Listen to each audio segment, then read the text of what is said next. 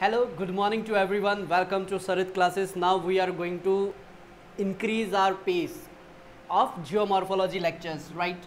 So now we are going to start our geomorphology lecture, and that will be according to our playlist. It will be I think 5th, and according to me it's 3rd. देखिए according to me 3rd ये कैसे है, क्योंकि देखिए हमने बहुत सारी चीज़ें क्या की है, थोड़ा सा हमें बेस क्रिएट करना पड़ता है। अभी तक जो भी आपको पढ़ाया गया ये क्या है, एक बेस के तौर पे आपको समझाया गया, पढ़ाया गया। आज का जो लेक्चर है वो आप एक रूपरेखा समझिए किस तरीके से मैं आपको पढ़ाने वाला हूँ। आज जो ये आधा बोर्ड है ना, तकरीबन मान के चलिए ये यहाँ तक का बोर्ड क्या रहेगा, जो मैं आपको बता रहा हूँ ना। कई बार क्या होता है कि मान लीजिए मैंने आपको वर्बली कुछ बता दिया, बच्चों को क्या होता है कि वो पहली बार पढ़ रहे हैं, दिमाग में पिक्चर बने ना बने, तो इससे क्या होता है कि थोड़ा सा ना लैग रह जाता है मेरे पढ़ाने में और आपके समझने में। तो क्या रहेगा, जो मैं पढ़ा रहा हूँ ना वो यहाँ पे आपको दिखता रहेगा, ठीक है। और यहाँ पे इस साइड में आपको समझा दूंगा अलग अलग डायग्राम्स बना के, ठीक है। जब मुझे रिक्वायरमेंट होगी पूरे बोर्ड की तो मैं पूरा बोर्ड का भी इस्तेमाल करूँगा, उसकी टेंशन मत लीजिएगा आप। तो करें अपना जो आज का काम है स्टार्ट। अरे बीच में ये पता नहीं आवाज़ ना लड़खड़ा जाती है, ठीक है। तो आज हम करते हैं अपने जियोमॉर्फो को स्टार्ट, लेकिन उससे पहले बताइए क्या करना जरूरी है। बहुत बढ़िया, रिवीजन करना बहुत जरूरी है। तो हम करते हैं रिवाइज। मुझे बताइए कि ये स्टेटमेंट किसकी है। Egypt is the gift of Nile. बहुत बढ़िया, किसकी है? H4 Herodotus. आपका एक होमवर्क है, जैसे हम पढ़ते हैं ना फादर ऑफ हिस्ट्री कौन है? हेरोडोटस। H से याद कर लीजिए। इसी तरीके से आपका होमवर्क है who is the father of geography. Who is the father of geography. ये वाला कंसेप्ट हम करेंगे जब हम क्या करेंगे, मॉडल्स एंड थ्योरी। नहीं, उसमें उससे पहले और करेंगे हम क्या करने वाले, एक मिनट दिमाग से एकदम से स्किप हो गया। ह्यूमन थॉट, ठीक है, ह्यूमन थॉट ऐसा कुछ है, एकदम से ना माइंड में से स्किप हो गया। तो ये सारी चीज़ें किस में करने वाले हैं, जो जियोग्राफी से रिलेटेड है, कौन फादर है और किसने अरब्स का क्या कंट्रीब्यूशन रहा, वो हम डिटेल में करेंगे, ठीक है, जियोग्राफिकल थॉट में, ठीक है। नेक्स्ट यहाँ पे एक सवाल आपका बिल्कुल सही निकला, हेरोडोटस वाला बिल्कुल सही जवाब दिया आपने। इसके बाद हमने क्या देखे थे, इसके बाद हमने कंसेप्ट्स को पढ़ना स्टार्ट किया था। अब देखिए कंसेप्ट्स को पढ़ना क्यों स्टार्ट किया था। इसके अंदर सबसे पहला कंसेप्ट आई थिंक ये तो आपने रट लिया होगा, टिप्स के ऊपर है। क्या है? Present is key to the past. किसके द्वारा दिया गया है? James Hutton. सारे कंसेप्ट लाइंड अप हैं, ठीक है। जितने भी कंसेप्ट मैं यहाँ पे रिवाइज करवा रहा हूँ वो सारे लाइंड अप हैं आपके इस लेक्चर के अंदर, ताकि आपको समझ में आता रहे। तो चलिए मैं आपको क्या करता हूँ, जितने भी हम कंसेप्ट यहाँ पे बोल के बात कर रहे हैं वो आप एक बार देख ही लीजिए अपनी स्क्रीन के ऊपर। ये आ रहा है बेसिक कंसेप्ट। सबसे पहले मेरा हाथ आपको नहीं दिखाई दे रहा होगा क्योंकि ये कंसेप्ट के पीछे छुप गया है, ठीक है। अब देखिए जब हम बात करते हैं ना डिफरेंट लैंडफॉर्म की, अब ये लैंडफॉर्म मतलब कि क्या, अभी तक मैंने आपको जो पिक्चर दिखाई है, डायग्राम दिखाया, वो क्या किस पे दिखाया? पीपीटी पे दिखाया, जिसमें मैं आपको इतना सा छोटा सा दिखता हूँ। अभी क्या है कि आपको ये जो दिख रही है ना, ये पूरा एक लैंडफॉर्म अलग से दिख रहा है आपको, एक माउंटेन रेंज दिख रही है और एक आपको जहाँ से पानी बहता है उस तरीके से एक स्ट्रक्चर दिख रही है, बिल्कुल एकदम एजिस यहाँ पे कोने में। हाँ, ये किसकी वजह से इम्प्रिंट बना है? ये रिवर की वजह से इम्प्रिंट बना है। यहीं पे देखिए जब आपको नाम आता है किसका, रिवर का नाम आता है, सबसे पहले आते हैं जॉन प्लेफेयर, ठीक है। जॉन प्लेफेयर के बाद आते हैं कौन? बहुत बढ़िया, बिल्कुल सही जवाब दिया आपने, डेविस, ठीक है। डेविस ने क्या दिया था? Normal cycle of erosion. Davis ने क्या दिया था? Normal cycle of erosion. Davis यहाँ पे क्लियर। डेविस ने यहाँ पे क्या चीजें बताई थी, बताइए। अच्छा, इरोजन का ई पूरा नहीं लिखा। डेविस ने यहाँ पे कौन सी 3 चीजें बताई थी? स्ट्रक्चर, प्रोसेस और टाइम, ठीक है। स्ट्रक्चर, प्रोसेस और टाइम ये बताया गया था डेविस के थ्रू। और किसके ऊपर सबसे ज़्यादा इंपॉर्टेंस दी गई थी? टाइम के ऊपर सबसे ज़्यादा इंपॉर्टेंस देने के बाद हुआ क्या, यहाँ पे पैंक के थ्रू इनका होता है क्रिटिसिज्म, ठीक है। अब यहाँ से आज का काम हम स्टार्ट करने वाले हैं। जो कंसेप्ट 1, 2, 3 टोटल 9 कंसेप्ट है, सारे कंसेप्ट मैं आपको पढ़ा दूंगा, ठीक है। जो इंपॉर्टेंट रहेगा उसके ऊपर हम फोकस करेंगे। टोटल 5 कंसेप्ट है जो आपके इंपॉर्टेंट है, लेकिन रेस्ट ऑफ 9 ऐसा नहीं है कि हमें छोड़ के जाना है, वो भी मैं आपको थोड़ा सा करवा दूंगा, ठीक है। थोड़ा सा मतलब कि अच्छे से कर लेंगे। पता क्या है, थोड़ा सा सोच समझ के बोलना पड़ता है। अगर मैं बोल दूँ ना थोड़ा सा करवा दूंगा, बच्चे बोलेंगे हाँ देखा सर ने छोड़ दिया कोई कंसेप्ट। नहीं, देखिए अगर मैं आपको कोई कंटेंट पढ़ा रहा हूँ पूरा पढ़ाया जाएगा। हाँ, ये क्या है कि बार बार ना मैं कैमरे से बाहर जा रहा हूँ।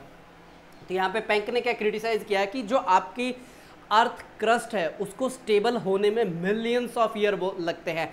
ऐसा नहीं है कि एक बार भूकंप आया और एकदम से स्ट्रक्चर पूरा बन गया। जैसा आप पिक्चर में देख पा रहे हैं, यहाँ पे आपको अलग अलग क्या दिख रही है, माउंटेन रेंजेस दिख रही है ना। अब ये माउंटेन रेंजेस ऐसा नहीं है कि आज बना और कल खत्म, इसके लिए अर्थ को स्टेबल होने में क्या लगता है, मिलियंस ऑफ ईयर।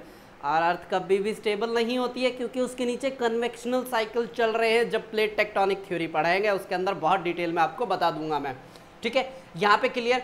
अब इसी के साथ हम अपनी रिवीजन स्टार्ट करते हैं। जो आपका सबसे पहला कंसेप्ट है, उससे पहले ना कुछ बेसिक जान लेते हैं कि ये जो जियोमॉर्फोलॉजी उसकी जो डेफिनेशन है वो कहाँ से आई है।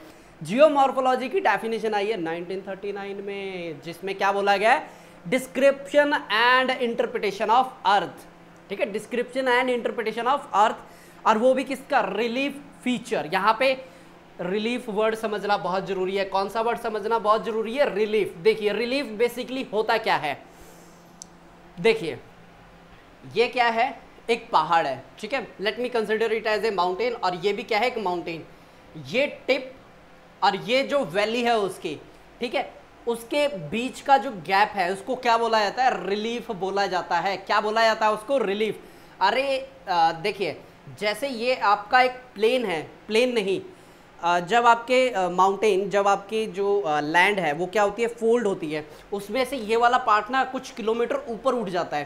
तो यहाँ पे रिलीफ की बात की जाती है, जो उसका टॉप मोस्ट पार्ट है वो, और प्लस में जो उसके वैली का पार्ट है उसके बीच के डिस्टेंस को क्या बोला जाता है, रिलीफ बोला जाता है।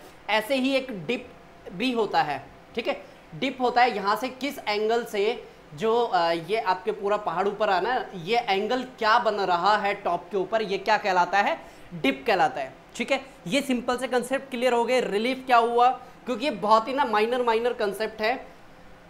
अगर ये क्लियर हो गए तो बाकी सारी चीज़ें एकदम स्मूथली क्लियर हो जाएंगी आपकी। उसके बाद देखिए यहाँ पे डेफिनेशन क्यों दी गई थी, और डेफिनेशन किस तरीके की है, डिस्क्रिप्टिव एंड इंटरप्रिटेशन। यानी मेरे लिए अगर ये माउंटेन है, जरूरी नहीं किसी दूसरे के लिए माउंटेन हो। अरे समझाने के लिए बोल रहा है, ऐसा थोड़ी ना कि भाई माउंट एवरेस्ट मेरे लिए माउंटेन है, वो आपके लिए वो क्या हुआ, माउंटेन नहीं हुआ। वो इंटरप्रिटेशन के ऊपर बात है कि हम कौन से इंटरप्रिटेशन की बात कर रहे हैं। जैसे हम किसकी बात करते हैं, एरे और प्रेट, ये किससे रिलेटेड है, आइसोस्टेसिस से रिलेटेड है। एरे ने क्या जो अपना कंसेप्ट दिया था वो क्या लेता था, सारे एक जैसे ही ब्लॉक ले रहा है, जैसे लकड़ी को पिक कर रहा है अपने पूरे हाइपोथेसिस क्रिएट करने के लिए। लेकिन प्रेट बोला भाई माउंटेन के अंदर सारे एक जैसे मिनरल होते हैं भाई, उसके अंदर आपको लोहा भी मिलेगा, जिंक भी होगा, कॉपर भी होगा, सेलेनियम भी होगा, मोलिब्डेनम भी होगा, यूरेनियम भी होगा, सब कुछ होगा। तो आप सभी को एक जैसे एक ही तराजू में कैसे तोल सकते हो। नहीं समझ में आया, सिर के ऊपर से गया, कोई बात नहीं, जब हम आइसोस्टेसिस करेंगे आपको सारी चीज़ें समझ में आ जाएंगे, ठीक है। ये आपको समझ में आ गया इंटरप्रिटेशन किस तरीके से वेरी कर सकती है पर्सन टू पर्सन। नेक्स्ट चलें, ओके आगे देखिए कंसेप्ट 1 क्या है, the same physical process and laws that are operating today operated throughout geological time, operated throughout geological time। इस वर्ड को समझते हैं, जियोलॉजिकल टाइम। इसको मैं थोड़ा सा भी इलैबोरेट करता हूँ, ये भला क्या है, जियोलॉजिकल टाइम क्या है, इसके ऊपर पूरा 2 घंटे का अलग से लेक्चर मैंने डिज़ाइन किया है। आपको ये लेक्चर अगर देखेंगे ना डेट वाइज, आपको 2 दिन के बाद ये लेक्चर मिल रहा है, ठीक है। ये इसलिए मिल रहा है क्योंकि मैंने आपके ना कम से कम 10 से 12 लेक्चर का कंटेंट तैयार किया, और मेरा पता क्या मन कर रहा है, आज ही पढ़ा दूँ सारे स्ट्रेट फॉरवर्ड। देखते हैं गला अगर साथ देगा तो आपको पूरे लेक्चर एक ही इसी ड्रेस के अंदर देखने को मिल जाएंगे, अदरवाइज ड्रेस चेंज हुई तो आज समझ लीजिए दूसरे दिन पढ़ाया है, ठीक है। जियोलॉजिकल टाइम स्केल, अब दोबारा से स्टेटमेंट पढ़िए, the same physical process and laws that are operated throughout, यानी operated throughout geological time, although not necessary always with the same intensity as of now। यानी अगर मैं board आज साफ कर रहा हूं, बोर्ड में कल भी साफ करूंगा, ठीक है। ऐसा हो सकता है ये व्हाइट बोर्ड की बजाय स्मार्ट बोर्ड आ गया तो मैं एक क्लिक करूंगा ये इरेज हो जाएगा। यानी कि बोर्ड तो इरेज होता रहेगा, लेकिन तरीके अलग हो सकते हैं, इंटेंसिटी अलग हो सकती है। मैं करूं बिल्कुल धीरे धीरे, अगर मैं यहाँ पे जो क्लास के स्टूडेंट बैठे हैं उनको बोलूं कि बच्चों बोर्ड साफ कर दो, कोई एकदम फास्ट कर देगा। यानी क्या हो रहा है, प्रोसेस हो रहा है लेकिन इंटेंसिटी ऊपर नीचे हो सकती है, ठीक है। ये क्लियर हो गया। उसके बाद यहाँ पे आपके लिए कुछ इंफॉर्मेशन दी गई है। ये कंसेप्ट किन के द्वारा दिया गया है? ये कंसेप्ट दिया गया है जेम्स हटन। और जेम्स हटन ने कौन सी थ्योरी दी थी? यूनिफॉर्मेटिज्म। और चैलेंज किसको किया है? कैटास्ट्रॉफिज्म को चैलेंज किया है। बताइए ये कंसेप्ट क्लियर है आपको? यूनिफॉर्मेटिज्म वर्सेस कैटास्ट्रॉफिज्म। अगर जो बच्चे डायरेक्टली इस लेक्चर को देख रहे हैं ना, वो सोच रहे हैं ये क्या होता है। देखिए बिल्कुल सिंपल भाषा में समझा देता हूँ। कैटा मीन्स सडन, ठीक है, वर्ड समझिए। कैटा मीन्स सडन। सडन मतलब जो चीज अचानक बनी हो, वो क्या है? कैटास्ट्रॉफिज्म। और ये किसके द्वारा दी गई थी? C means church. जो भी चर्च थी, जो भी डिसाइडिंग अथॉरिटी थी, वो कौन सा कंसेप्ट देती थी? कैटास्ट्रॉफिज्म। भाई भगवान को मन किया, 7 दिन के अंदर पूरी धरती बना के तैयार कर दी। आई एम नॉट जोकिंग, ये उनके बाइबल के अंदर लिखा हुआ है, ठीक है। एडम और ईव की उनकी थ्योरी दी गई है, ठीक है। उसके बाद यूनिफॉर्मिटिज्म क्या बोलता है? यूनिफॉर्मिटिज्म यानी कि जेम्स हटन ने बोला कि जो आपके यहाँ पे फिजिकल स्ट्रक्चर दिख रहे हैं, जो आपके माउंटेन्स दिख रहे हैं, they are not build overnight to create them. Create them ये वर्ड थोड़ा गलत हो जाएगा, यानी कि उनके एग्जिस्टेंस में आने के लिए मिलियंस ऑफ ईयर का समय लगा। यानी कि ये बहुत ही क्या है? Slow and continuous process. ये 2 वर्ड याद रखना। कैसे है? Slow and continuous process. Catastrophism क्या बोलता है? फास्ट, और एक बार हो गया बंद हो जाता है उसके बाद प्रोसेस, ठीक है। यानी इसका बिल्कुल अपोजिट, और ये दिया गया था आपका जेम्स हटन के थ्रू। ये क्लियर?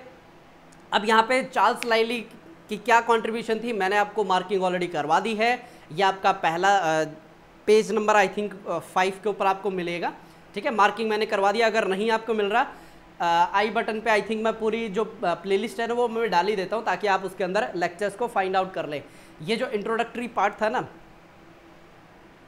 लेक्चर नंबर 3 के अंदर आपको मिल जाएगा ये, ठीक है। अरे प्लेलिस्ट के अंदर तीसरे नंबर पर जो वीडियो होगी ना, उसके अंदर आपको मिल जाएगा। ये मैंने मार्किंग आपको करवाई हुई है। अब आगे चले। Intensity of various geological process, ये जो आपका थर्ड पॉइंट है, ये मैं आपको बता रहा हूँ। Intensity of various geological process varied through geological time, इसी को क्या बोलते हैं? Present is key to the past. बताइए ये समझ में आ गया? Present is key to the past. ये था आपका कंसेप्ट नंबर 1। थोड़ा सा और हम इसको डिटेल में देखते हैं। आगे देखिए, ये 2 पर्सन हैं, ठीक है, जिन्होंने इसके ऊपर बहुत डिटेल में काम किया था, ठीक है, जेम्स हटन एंड चार्ल्स लाइली।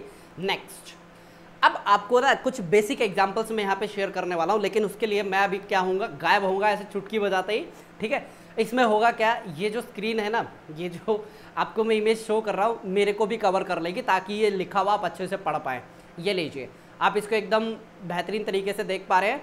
अब देखिए एग्जाम्पल में क्या लिखा है? द विंड डिपोजिट जो Navajo sandstone during Jurassic time obeyed different law in wind flows. अब ये क्या है? आप इतना थोड़ा सा घबराइए मत।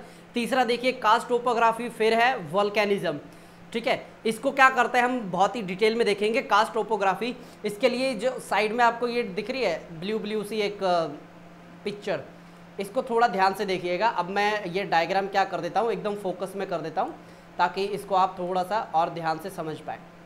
देखिए ये क्या है? आपकी कास्ट टोपोग्राफी, ठीक है। जियोलॉजिकल टाइम स्केल को अभी मैं थोड़ी देर में आपको डिस्कस करूंगा। एक बार मैं आपको ये कंप्लीट समझा दूं, फिर उसके बाद आपको जियोलॉजिकल टाइम स्केल में समझा देता हूं, ठीक है। अब देखिए जो अभी आपको पिक्चर दिख रही है ना, ये है आपकी कास्ट टोपोग्राफी। अब बात आती है, ये कास्ट टोपोग्राफी का नाम कास्ट क्यों पड़ा है? क्योंकि सबसे ज़्यादा जहाँ पे इस तरीके के स्ट्रक्चर मिले हैं, वो कौन सी सिटी में मिले हैं? कास्ट सिटी के अंदर मिले हैं, ठीक है। अब देखिए ये जो कास्ट टोपोग्राफी होती क्या है? लाइमस्टोन की प्रॉपर्टी पता है आपको क्या है? लाइमस्टोन की प्रॉपर्टी बताइए क्या है? लाइमस्टोन की प्रॉपर्टी, अगर ये ड्राई कंडीशन में, कौन सी कंडीशन में? अगर ये ड्राई कंडीशन यानी राजस्थान जैसी जगह पे है, सबसे टफेस्ट रॉक है ये, ठीक है। ड्राई कंडीशन में क्या है? ये टफ रॉक है, ठीक है। लेकिन बोलते हैं ना हर चीज की एक कमजोरी होती है, इसको आप किस में डाल दो? पानी में डाल दो, यानी कि in the presence of humidity it's a very soft rock, ठीक है, very soft rock. So what does it mean कि ये बहुत सॉफ्ट है? इसका मीन्स ये है ये बहुत सॉफ्ट है, अरे इरोड जल्दी हो जाएगी। ये पानी के साथ क्या कर जाती है? रिएक्शन कर जाता है लाइमस्टोन, ठीक है, कैल्शियम कार्बोनेट की फॉर्म में ये क्या हो जाएगा? अलग हो जाता है। और इसी तरीके से आपको स्टैलेगमाइट और स्टैलेक्साइट जैसी आपको स्ट्रक्चर्स देखने को मिलेंगे। एक अलग से लेक्चर आपका डेडिकेटेड है कास्ट टोपोग्राफी के लिए, वो मैं डिटेल में आपको समझाऊंगा। अब यहाँ देखिए जहाँ पे आपको ब्लू कलर के अंदर क्या लिखा हुआ मिल रहा है, केव। ये केव बनती कैसे? ये केव बनती इसी तरीके से है, जहाँ जहाँ लाइमस्टोन होता है पानी उसको क्या कर देता है, डिसॉल्व कर देता है और वहाँ से वो होलो यानी खाली बन जाती है। ठीक है, ये आपकी क्या है, कास्ट टोपोग्राफी। अब बताइए, क्या गुफा आपकी आज के दिन में ही मिलती है? क्या पहले नहीं मिलती थी? अरे मिलती थी। यानी कि जो डिसोल्यूशन ऑफ लाइमस्टोन किसकी प्रेजेंस में, वाटर की प्रेजेंस में, वो आज भी हो रहा है, पहले भी होता था और आगे भी होता रहेगा। यही है जो आपके फिनोमिना आज काम कर रहे हैं वो पास्ट में करते थे। That is called present is key to the past. ऐसे ही जो वॉल्केनो आपके ऊपर आते हैं, ये आपका वॉल्केनो है, यहाँ से आपका लावा ऊपर आया। अगर आज आपको जैसे कि माउंट क्राकातोआ के अंदर से एक उसका छोटा सा पार्ट जिसको बोला जाता है एना क्राकातोआ, इंडोनेशिया की मैं बात कर रहा हूँ, वहाँ पे ये क्या होता है, एक्सप्लोड होता है। ठीक है, ये रिसेंट ईयर की बात है, 2018 के आसपास ये ज़्यादा एक्टिव था ये। तो जब ये एक्सप्लोड होता है एना क्राकातोआ, यानी कि वॉल्केनिक एक्टिविटी चल रही है, ये आज चल रही है तो प्रीवियस टाइम में भी चल रही थी। This is called present is key to the past. एक बार आप ये पिक्चर थोड़ा सा ध्यान में रखिएगा। ठीक है, इसको हम डिटेल में कौन से टाइम पे करेंगे, जब हम कास्ट टोपोग्राफी को करेंगे। ठीक है, अब वक्त आ गया है कि ये यहाँ पे देखिए आपने पर्मियन पीरियड ये आपको लिखा हुआ दिख रहा है ना, और फिर उसके बाद जुरासिक पीरियड। ये जियोलॉजिकल टाइम स्केल होता क्या है? अच्छा, अब एक चीज़ आप गौर कीजिए, जब आप स्कूल में पढ़ते थे, स्कूल में जब पढ़ते थे, ऐसा है कि कोई भी टीचर कोई भी सब्जेक्ट आपके पढ़ा जाते थे। बताइए बताइए, जब आप स्कूल में पढ़ते थे हर सब्जेक्ट का एक स्पेसिफिक टाइम पीरियड था कि नहीं था, कि अगर अभी इंग्लिश का पीरियड है तो उसमें मैथ के टीचर नहीं आएंगे। ठीक है, ये क्या है, फिक्स टाइम टेबल था कि इस वक्त जो पीरियड है वही टीचर आपको पढ़ाएंगे। ठीक है, क्या कभी ऐसा हो सकता है जो आपको ज्योग्राफी, यानी कि अभी मैं पढ़ा रहा हूँ इस वक्त, योगेश सर आकर बोले अरे सर जी ज्योग्राफी करिए बंद, अभी मेरे को क्या करवाना है, पॉलिटी के थोड़े से लेक्चर पेंडिंग है वो मैं करवा देता हूँ। ऐसा पॉसिबल नहीं होता ना। इसी तरीके से जब हम अर्थ की स्टडी करते हैं, जब हम किसकी स्टडी करते हैं, अर्थ की स्टडी करते हैं। अब भाई अर्थ को पढ़ने के लिए उसको डिवाइड करना पड़ता है अपनी अंडरस्टैंडिंग के लिए। ठीक है, जो मेजरली ना हम उसको दो पार्ट में डिवाइड करते हैं। एक होता है आपका कैम्ब्रियन एरा और एक होता है प्री कैम्ब्रियन एरा। ठीक है, कैम्ब्रियन और प्री कैम्ब्रियन, ये दो शब्द आपको थोड़े से अभी ध्यान रखने हैं। जियोलॉजिकल टाइम स्केल जब हम करेंगे उसको डिटेल में तब जाके करेंगे। हमें जिस टाइम पीरियड के बाद की जानकारी है that is called Cambrian era, जिसके बारे में हमें अभी तक नहीं पता that is called pre Cambrian, क्योंकि हमारे पास जो ओल्डेस्ट रॉक मिली है अब तक कैम्ब्रियन एरा की मिली है। ठीक है, तो इससे पहले का जो टाइम पीरियड है उसके बारे में इतनी ज़्यादा डिटेल्ड इन्फॉर्मेशन अभी हमारे पास अवेलेबल नहीं है। यहाँ तक बताइए, क्लियर हो गया कि टाइम स्केल क्या होता है? क्या हो गया? अच्छा, एक बच्चे ने कमेंट किया, वो चलिए कोई बात नहीं। तो ये क्या है आपका कैम्ब्रियन, प्री कैम्ब्रियन। इसके बाद क्या होता है, कौन सी स्पीसी ने डोमिनेट किया है? ठीक है, जैसे आपकी ऑर्डोविशियन। ठीक है, फिर उसके बाद आपके प्लेस्टोसीन, हेलोसीन, ठीक है, आइस एज वगैरह आती हैं। ये आपको मैं और डिटेल में करवाऊंगा। जियोलॉजिकल टाइम स्केल समझ में आ गया। जिस तरीके से आपका जो क्लास का टाइमिंग होता है डिस्ट्रीब्यूटेड होता है, कौन से टीचर कब पढ़ाएंगे, उसी तरीके से जब आप अर्थ के रॉक की स्टडी करते हैं तो उसकी स्ट्रक्चर देख के समझ जाते हैं कि ये कौन से टाइम पीरियड का है। तो हम वो जितने भी जो रॉक होती है ना, उसके कुछ कैरेक्टरिस्टिक फीचर होते हैं, उसको देख के हम समझ जाते हैं ये जो इम्प्रिंट हमें मिल रहा है ये वॉल्केनो की वजह से है, बारिश की वजह से है, या फिर जो क्रायो। देखिए ये वर्ड आप थोड़ा सा ध्यान रखिएगा। ठीक है, क्रायो मीन्स ठंडा। ठीक है, क्रायो मीन्स ठंडा। इसके ऊपर एक ऑलरेडी सवाल आ चुका है। ठीक है, क्रायोस्फीयर के बारे में, आई थिंक 2012 या 2017 में, कंफर्म नहीं हूँ, इन्हीं 2 सालों में से एक में आया है। उसी में बॉस्चुंगेन, हैडलहैंग, ये भी आपके सवाल आए थे। ठीक है, वो 2012 का, आई थिंक, हाँ 2012 का सबसे टफेस्ट आपका क्या था, पेपर था वो। ठीक है, नेक्स्ट चले, ये आपकी थ्योरी जहाँ पे डन हो चुके। इसके बाद मैं आपको और दोबारा रिवाइज नहीं कराऊंगा ये थ्योरी, क्योंकि ऑलरेडी हम आई थिंक 3 से 4 बार कर चुके हैं। अब आप देखिए जो विंड डेन्यूडेशन क्या होता है, ये पिक्चर में आप देख पा रहे हैं। मान लीजिए ये आपकी क्या है, रेत का टीला है ये। ठीक है, ये क्या है आपका, रेत का टीला है। इसकी ओरिजिनल पोजीशन पता क्या थी?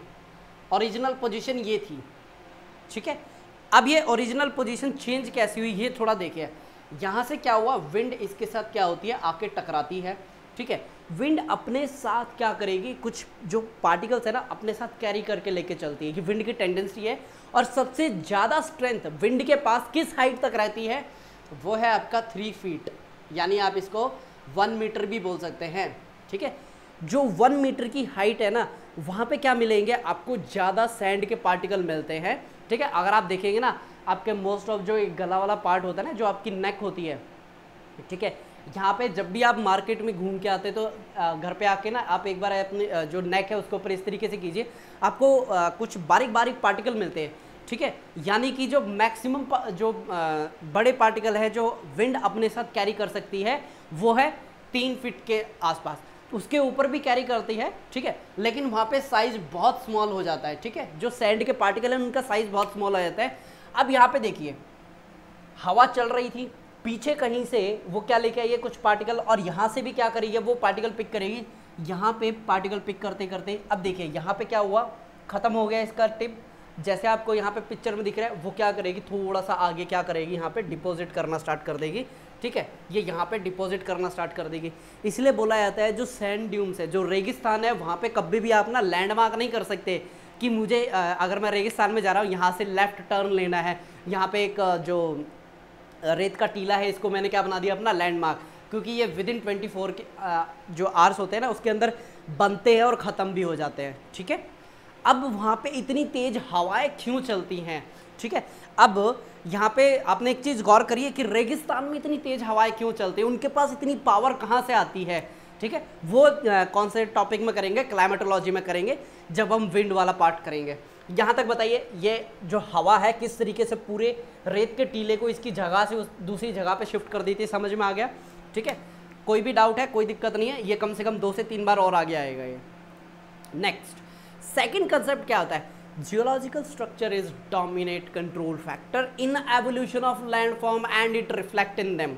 देखिए मैंने ये बताया था कि अगर आपकी रॉक क्या होगी, सॉफ्ट होगी तो वो जल्दी इरोड हो जाएगी, अगर हार्ड होगी तो क्या करेगी, रजिस्ट करेगी। रजिस्ट मतलब नहीं, अभी से ये इरोड नहीं होगी, इस तरीके का क्या होता है, रेजिस्टेंस होता है। कई बार क्या होता है कि एकदम ऐसी बेकार मिमिक्री निकलती है ना, ठीक है, कई बार मुझे ही खुद हंसी आती है कि मैं क्या बोल जाता हूँ, ठीक है।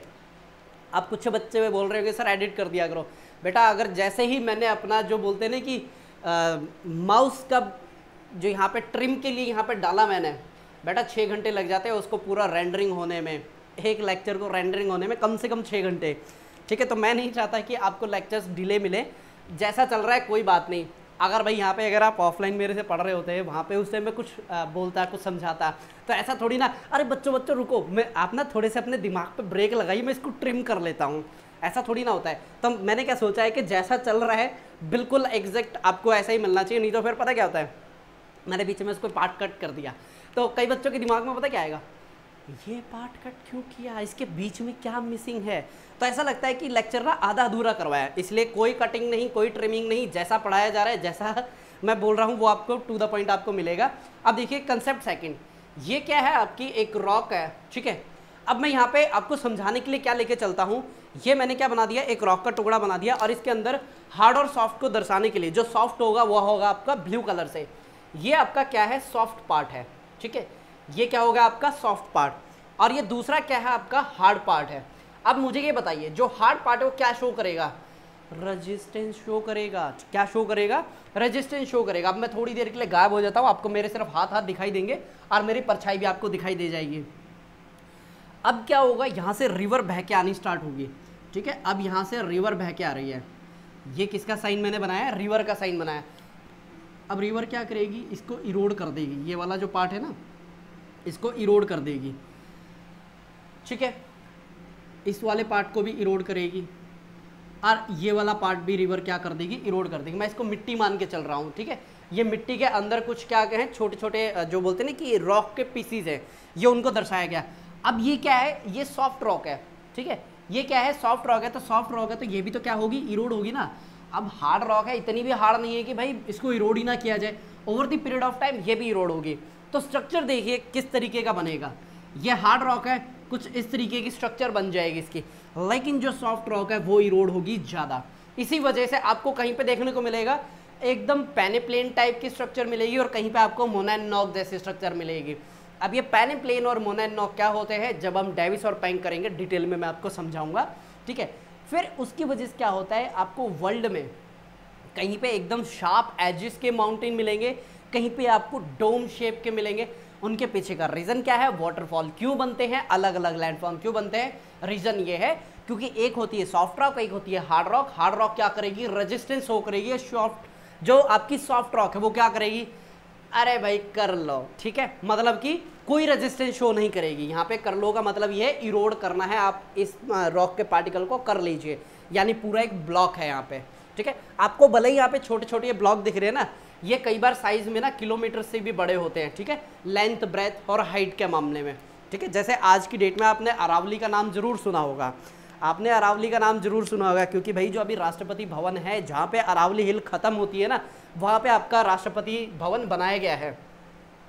Once upon a time, Mumbai नहीं, इन जियोलॉजिकल टाइम पीरियड क्या था कि जो आज आपकी माउंट एवरेस्ट की हाइट है कितनी, 885048 कुछ भी आप रख लीजिए। एक बार आप अपने जो ईयर बुक आती है ना उसके अंदर देखिएगा कि माउंट एवरेस्ट की क्या हाइट दी गई है। ये मैं ऐसा इसलिए बोल रहा हूँ क्योंकि अभी रिसेंटली क्या हुआ था, जॉइंट वेंचर हुआ था पिछले साल, किसका, हाँ अब ठीक है, जॉइंट वेंचर हुआ था चाइना का और नेपाल का। इंडिया ने क्या अपना ऑफिशियल स्टैंड दिया माउंट एवरेस्ट की हाइट के ऊपर, वो इंडिया ईयर बुक में जो लिखा है वो आपका पत्थर की लकीर है, क्योंकि भाई यहाँ पे गवर्नमेंट के द्वारा दिया गया डेटा ऑथेंटिक माना जाता है, ठीक है। यहाँ तक क्लियर हो गया, सॉफ्ट रॉक हार्ड रॉक। हाँ मैं आपको बता रहा था जो अरावली पर्वत है जो आपके माउंट एवरेस्ट की हाइट है उसके बराबर हुआ करता था अरावली, और आज क्या है आपको एकदम क्या बोलते हैं, अनड्यूलेटेड, मेरे से दिमाग से एकदम से वर्ड निकल गया था। अनड्यूलेटेड का मतलब होता है कहीं से आपको पहाड़ ऊपर नीचे यानी इरोड हुआ है लेकिन कंप्लीट नहीं हुआ है। जैसे आप मूव करेंगे गुड़गांव, दिल्ली से गुड़गांव की तरफ आइए, लिटिल बिट हाइट मिलती है, फिर आप रेवाड़ी आइए, थोड़ी सी आपको हाइट मिलेगी।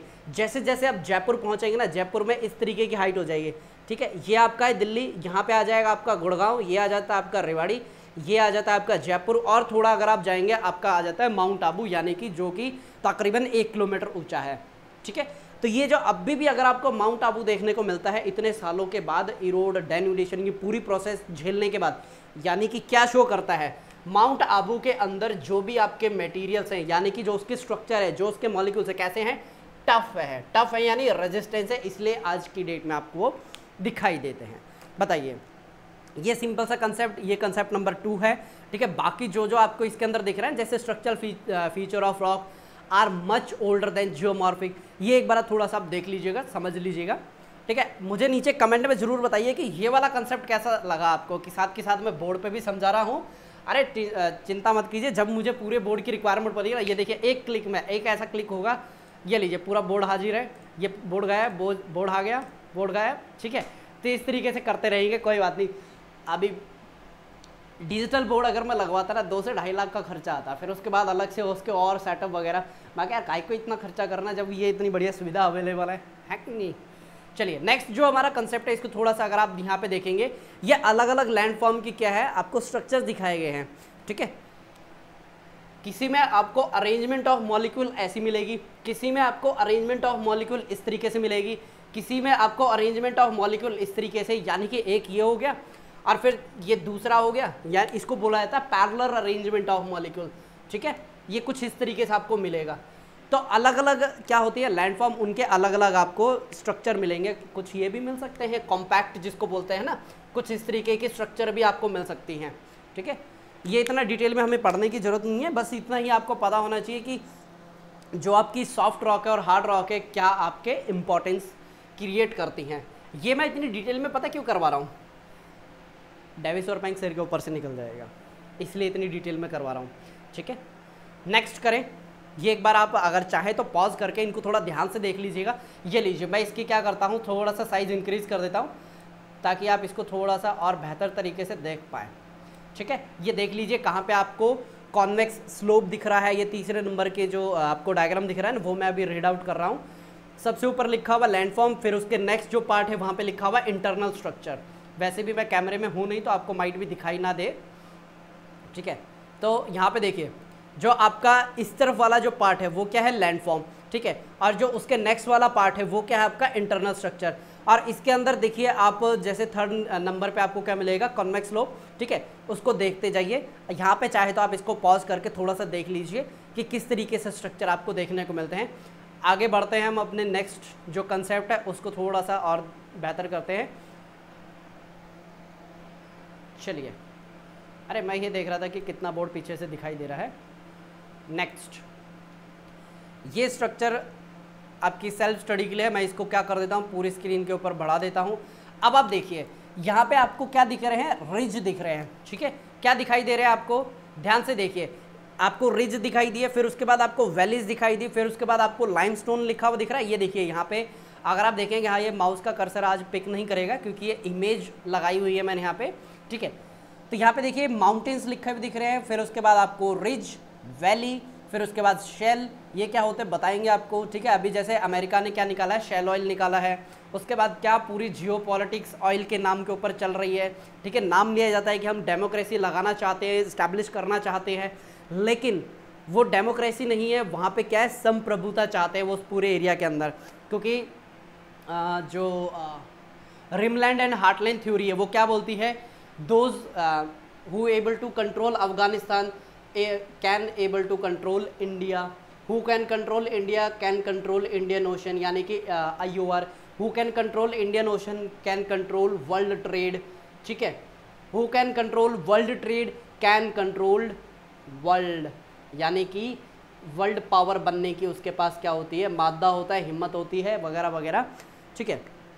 अब ये सारी चीज़ें कौन चाहता है, चाइना चाहता है। इसलिए अभी आपने रिसेंट न्यूज़ पढ़ी होगी ना, क्या स्टेटमेंट दी जा रही है, हमारे 30 साल से पुराने जो भी हमारे टाई थे हम उनको ख़त्म करने वाले हैं, ठीक है। तो ये आपको स्टेटमेंट क्यों मिल रही है, अमेरिका के अंदर आपको क्या देखने को मिलेगा, उनकी एक लॉन्ग टर्म की फॉरेन पॉलिसी होती है। जब तक चाइना से उनको क्या मिल रहा था, प्रॉफिट मिल रहा था चाइना के सपोर्ट में। अब उनको ये दिख रहा है कि हमारे काउंटर पार्ट में 14 ट्रिलियन प्लस की इकॉनमी बन के अमेरिका के सामने खड़ा है, कोई दूसरी कंट्री उस लेवल पे है नहीं। इंडिया तकरीबन 5 गुना छोटा है इकॉनमी के मामले में, हिम्मत के मामले में नहीं, इकॉनमी के मामले में। तो अब यहाँ पे देखना अमेरिका किसकी सपोर्ट करेगा, इंडिया की सपोर्ट करेगा, ताकि वो किसको काउंटर कर पाए, चाइना को काउंटर कर पाए। तो ये होती हैं आपकी फॉरेन पॉलिसीज। थोड़ी सी आपको जियोपॉलिटिक्स समझ में आनी चाहिए। इंटरनेशनल रिलेशन का जब मैं आपको टॉपिक करवाऊंगा ना, बहुत डिटेल में कराऊंगा क्या क्या थ्योरीज होती हैं फॉरेन पॉलिसी। इसमें जो फॉरेन का मतलब क्या है, पॉलिसीज का मतलब क्या है, short term, long term, medium term, किस तरीके से हम किसी कंट्री को फंड देते हैं, फंड देना क्यों ज़रूरी होता है। हम बजट के अंदर जो फॉरेन पॉलिसी के लिए या फिर जो हमारी सिक्योरिटी एजेंसीज होती है ना, जैसे कि आपकी रॉ हो गई, IB हो गई, इनके लिए जो फंड जाता है वो कभी भी बजट के अंदर क्यों नहीं लिया जाता, बहुत डिटेल में करेंगे उसको, ठीक है। तो यहाँ पे हम क्या देख रहे थे, हम ये देख रहे थे कि किस तरीके से कोई भी लैंडफॉर्म आपका बनता है, उसके अंदर आपके अलग अलग टाइम पीरियड पे जैसे आपकी क्या मिलेगी, रिज, वैली, माउंटेन, सेल से हमने फिर ये सारी चीज़ें कनेक्ट करने की कोशिश की थी। अमेरिका को जोड़ के देखा हमने आज के कंटेक्स्ट में, क्यों अमेरिका बोल रहा है कि हमारे जो पास्ट 30 ईयर के क्या थे कनेक्शन थे किसके बिटवीन में, चाइना के साथ, वो क्या करने वाले हम ख़त्म करने वाले हैं। क्योंकि ऑलरेडी चाइना बहुत बड़ा हो चुका है और वो टक्कर दे रहा है किसको, अमेरिका को।